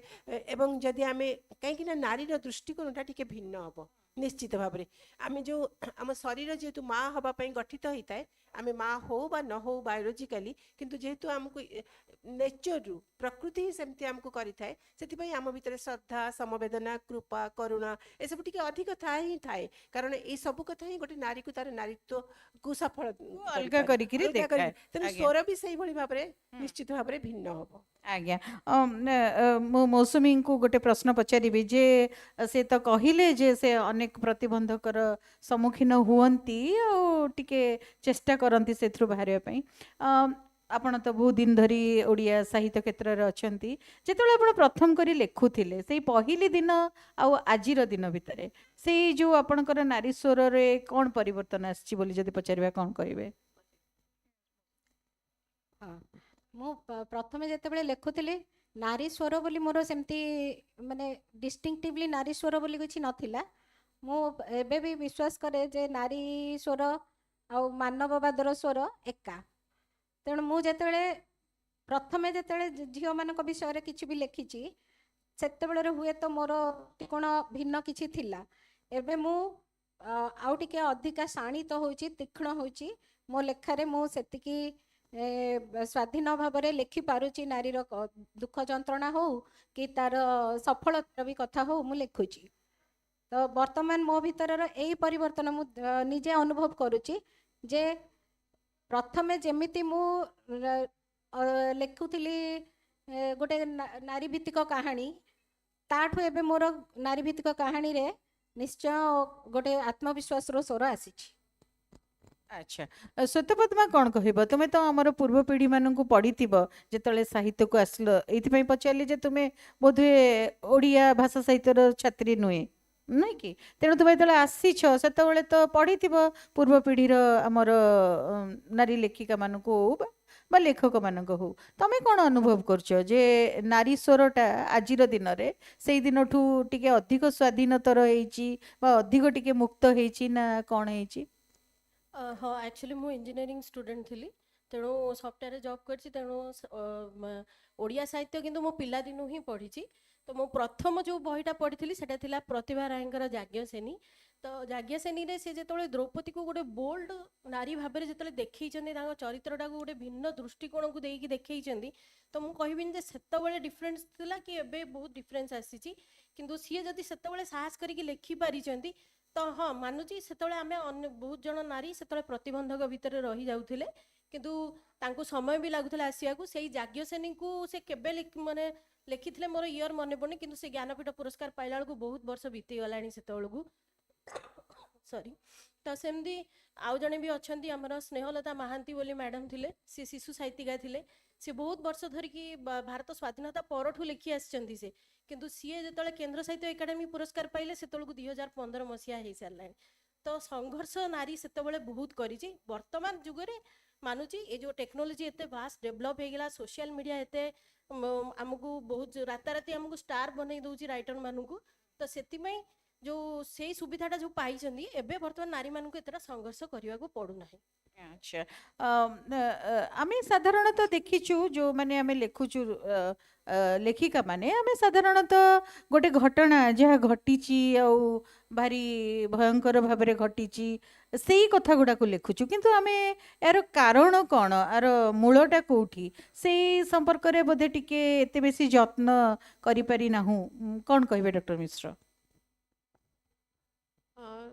ना नारी माने स्त्री लोकंक विरुद्ध रे जो जते जहाँ सब असुविधा घटे बा अलगा मानक विरुद्ध रे भी मु कहबी जेमति आपन जदी पूरा पूरी भाबे एलजीबीटी सोसाइटी रो कथा कहबे ता पछरे गोटे पितृसत्ता काम करे एवं समस्त जानती से कथा एबे बहुत आलोचना होची बहुत लोक जानिचंती से विषय रे पितृसत्ता गोटे मानसिकता को कबलित करे बहुत स्त्री लोक अछंती जो माने पितृसत्तार माने तांको अजानतरे से माने पितृसत्ता को समर्थन करूतांती जेतेबेले से लेखिका हुए सही भली स्त्री लोक जे कि ता अजानतरे हुए तो से जानी न थाए जे मु जो ए कथाटा कहूची जेमति किछि स्त्री लोक बहुत जोरदार भाव में तांको लेखा लेखी रे लेखि थाई पारंती जे माने जो ए सब पिंधिले गोटे स्त्री लोकर माने मु गोटे एग्जांपल पई कहूची जे जने विवाहिता लोक विवाहिता स्त्री लोक ए सब पिंधिले से भल बहु होई परिबो जदि तांको लेखा रे या सजेस्ट करू थाए तले से जानी नांती तांको मन भीतर गोटे कंडीशनिंग अछि सेटा को लेखौची बट सेटा सत्य सेटा प्रकृत सत्यटा से नुहे भल बहु हबा बा भल झियो हबा सेटा पूरा पूरी भाव में भीतर कथा सेटा जने झियो बा जने बहु केते भीतर केते उत्तरित ता भीतर केते स्नेह श्रद्धा सम्मान रही केते शिक्षित हबार केते प्रभाव रही ता ही सेटा किंतु से जानी न जानी कि से बाहर कथाटा को बेसी लिखुचती आमे जदी बेसी सतर्क हबा जे स्त्री लोक दिला कौन खाइला कौन कहिला कौन गाइला ताले आमे बहुत गुरुतर कथा बहुत गुरुत्वपूर्ण सत्यटू दूरे जाउचे तो जो आपण जो कहले मूल कथाटा आमे मु तो निजे कहबी जे बहुत समय मूल कथाटा को आघात करे मोर बहुत जेमती मोर गोटे रेड वाइन राति बोली गोटे गप अछि जोथि मु लेखुची जे से माने रेशियल डिस्क्रिमिनेशन शिकार होची गोटे एयर होस्टेस तार कारण जे तार से कला तो से तार अंटा ठीक रखा दरकार तार छाती ठीक रखा दरकार नचेत से एतिकी बयस रे ताकू दिया होची जे तुमको बाहर कर दिया जाउची बोली सो एमती अन्य मानकर भी एमती गप अछि मु मोरटा कहली बोली किछि नै जेमती सेमती गोटे निर्दिष्ट भाव रे आमे जेमती समय सहित एबे पितृसत्ता कहिले ए सब कथा कहिले बहुत जन बुझी पारुचंती मु कहबी मु जतले 35 वर्ष तले लेखा लेखि आरंभ करथुली ततबे आदौ केही ए सब कथा बहुत कम लोक ही बुझुतिले आमे निजे बुझुतिबा मनुष्य माने जतबे लेखिबा से विषय आलोचना करबा सेतबे मूल कथाटा ही जना पड़िबो सबबेले कारणटा कोन आमे जानि पारले आमे व्यवस्था विरुद्ध रे जिबा जे नारीर स्वर को शानित करूची बा जे विरुद्ध रे लेखुची मु सबबेले भाबे it's never a war of male versus female Exactly. It's just a war of all of us गोटे स्त्री लोकर समस्या ता समस्या तार नुहे, entity, नारीर समस्या नुहे एटा गोटे सामाजिक समस्या जदि गोटे झियो रास्ता रे जाई पारु नै संध्या बेले जदि जने झियो को जज पचारुची तमे कोन पिंधितिलो सेटा हम समाज रो समस्या सेटा से झियो रो समस्या नुहे कि ता मार समस्या नुहे आमे सेटा को संस्कार नाही बोली कहि जदि कहिबा किए ताहले सेटा आमे मूल कथाटा को आड़े जाऊे बा आमे तार मूल रे कौन कारण अच्छी आमे निजे भी हुए तो सेतिकी संस्कारित नुहे जे आमे समस्यार मूल को जाई पारुने बा आमे बुझी पारुने तेणु गप लेखिला बेले बा कविता लेखिला बेले भी मु आशा करिबी जे आम झियो माने निजको संस्कारित करिवे एवं निजको संस्कारित करिवार अर्थ कौन जहाँ बृहत्तर सत्य से बृहत्तर सत्य पाखे ही पहुँचे ये उपर ठाउरिया कथा पाखे अटकी न जाई से बृहत्तर सत्य पाखे पहुँचले नारी स्वर प्रभाव आहरी अधिक भाव देखा सामग्रिक भाव लेखा लिखि हिरणमय नानी जो कहले जे संस्कारित शब्द को नहीं कि गल्प आ कविता कथा को तो मुझे गोटे धाड़ी जोड़ी एक्चुअली मूल कारण गोटे आउ गोटे कारण भी ये अच्छी समाज जहाँ को ग्रहण करनी सेटा हो कि आम जो लेखुचे से पार्थक्य करने आरंभ कर दिखती पुरुषटे कौन लिखला नारीटे कौन लिखला आ नारी एमती कहीं लिखला मोर कहवा कथा व्यक्तिगत नारीटे लेखाटे लिखी कविता कि गप मान नुहे से निज उपर लिखी लेखक सब निज कथा को लिखेनि किसी जिन काल्पनिक भी थाए किसी जिन आखपाखर चतुर्पार्श्व प्रश्नटी तुम उठाऊ श्रोता पद्मा ये गोटे बहुत नेग्लिजिबल प्रश्न यहाँ आमे माने जो माने एजुकेटेड लेडीज अच्छु लेखा लेखी करुचु आमे एटा बहुत सहजरे आड़े दे परिबा एई प्रश्नर उत्तर देवार किछि आवश्यकता नाही जदि जणे पचारुची आपण स्त्री लोक ही केमति लेखिले आपण काहे की लेखिले एगुडा को এই প্রশ্নর কোনসি উত্তর দেবার আবশ্যকতা নাই এটা ভারি উত্তর দেবা আবশ্যকতা নো কিন্তু মানসিকতাটা যেপন্ত সমাজ রূপী জিবা দরকার যেপন্ত যাইনি সেপন্ত भी নারীর লেখাটা সেতিকি উপরকু উচ্চ স্বর হেইকি আসি পারিবনি মো কইবা এটি টিকে কহিবি স্বাগতিকা যে जो কুহা হউছি যে নারী কাহিকি তমে কাহিকি এমতি কথাটা লেখিল নিজ কথারে তো নারী যদি নিজ কথা লেখিবনি তো লেখিব কিয়ে মো কহিবা কথা যদি জনে পুরুষ লোক লেখি পারুছি তা নিজর शरीर विषय हो कि जेकोसी तार असुविधा विषय तो नारी जिते लिखुची से कहीं प्रश्न करा से ता निज कथाटा तो निहाती लिखिबो ना तापरे जेतेबेले जणे निज कथाटा कहया जी जेमिति भाबरे कौन स्वच्छंद हो पारिबो सेमिति तो आउ जणे हेई परिबनी ना मो कथाटा जेमिति स्वच्छंद भाबरे कहबी अदर पर्सन तो मो पई कहि परिबनी ना तेणु सेतेबेले जो प्रश्न उठा होची जे काहे की लिखुचंती एई भली सेटा होची समाजर भूल आउ जवाब बोधे एमती हम आम निजको समर्थ करवा आउ निजको सेतिकी अपडेट करवा जहाँ फल आम आम कथा को स्पष्ट भाव में मुक्त भाव में रखिपर खाली स्त्री लोक मैंने जे निज कथाटा बहुत भल लिखती माने सेटा भी नुहे सब आप खालिदी हुसैन जदि ए थाउजेंड स्प्लेंडेड सन्स कथा देखिए ताले मैरियम आउ लैला जो संपर्क कथा से लिखिं जो रसीदी गोटे लोक को बाहर दिजन स्त्री लोक भितर गोटे जो होप आउ रेजिलियंस कथा से कहते पुरुष लोक मैंने भी लिखती नारी मान संघर्ष कथा मु कहबार कथा आम समयटा ही सैया जेहेतु ये जो संघर्ष असमानतार संघर्ष वैषम्यर संघर्ष चली आसी सब कथा समस्ते लिखुंट खाली स्त्री लोक को जदि जमी मौसुमी बा सत्यपद्मा कहले प्रश्न मुझे से दिजन अधिक दिन साहित्य अच्छी से अधिकार कहीदे कहीं स्त्री लोक एक कथा लिखिला यही प्रश्न जदि आज पचरा जाए ताहले मु कहबी सेटा तम सृष्टिर सफलता तुमको तुम निज कथा कहवाई आउे अधिक समय मिल अधिक सुजोग मिल जे मु कहीं लिखिली ये कथा बोली आउ जदि किए कहीं लिखिला सीधा सड़क तुमको प्रश्न न पचारिकी ट्रोल करुचंती forget and neglect and ignore उत्तर देबार आवश्यकता नहीं किछि दरकार नहीं मु लिखिची ता किछि लोक पढिचंती किछि लोक को काटिची सेथि पई से माने पचारुचंती मु लिखिबार उद्देश्य होची किछि लोक को काटू किछि लोक को स्किन भीतर को जाऊ जदि किछि लोक को स्किन भीतर को गला मते के पचारले तमे काई लिखिले I will be very happy for that बहुत धन्यवाद मते कहले सारिबा पई भल लागला आपण माने सुनिले मो पैनलिस्ट समस्त को thank you so much thank you so much समस्त को बहुत बहुत धन्यवाद आपण माने मध्य धैर्यर सहित आमको समय देले एथिपाई आपण मानको मध्य बहुत बहुत धन्यवाद वर्तमान आम गहन उपस्थित अछंती वरिष्ठ अनुवादक प्रदीप कुमार राय महोदय मुसान को अनुरोध करछि से मंच ऊपर को आसीबा हेबे आ मंचासीन अतिथि मानको सम्मानित करबा पई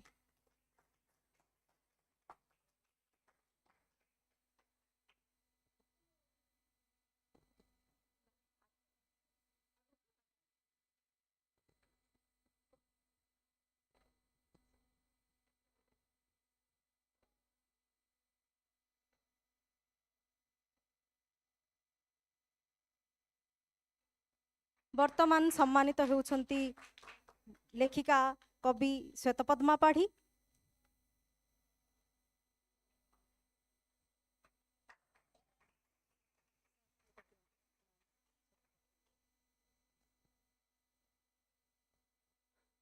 परे परे सम्मानित होउछंती स्वागतिका स्वाई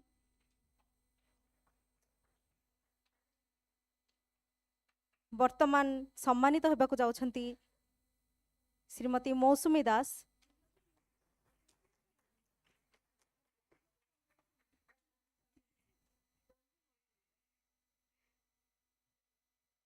मैम को उपस्थिति आज आमको धन्य करिछि।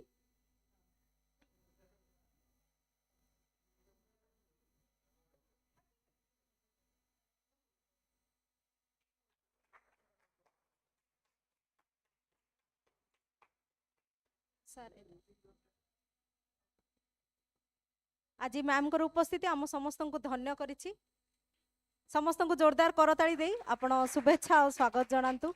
आपण मानकर आवश्यकता ए समाज को बहुत रही, तेणु आपण मान निहाती समस्ते किसी ना किसी शिखी बोले आशा आकांक्षा करी मैं सत्रटी को समाप्त करुछि।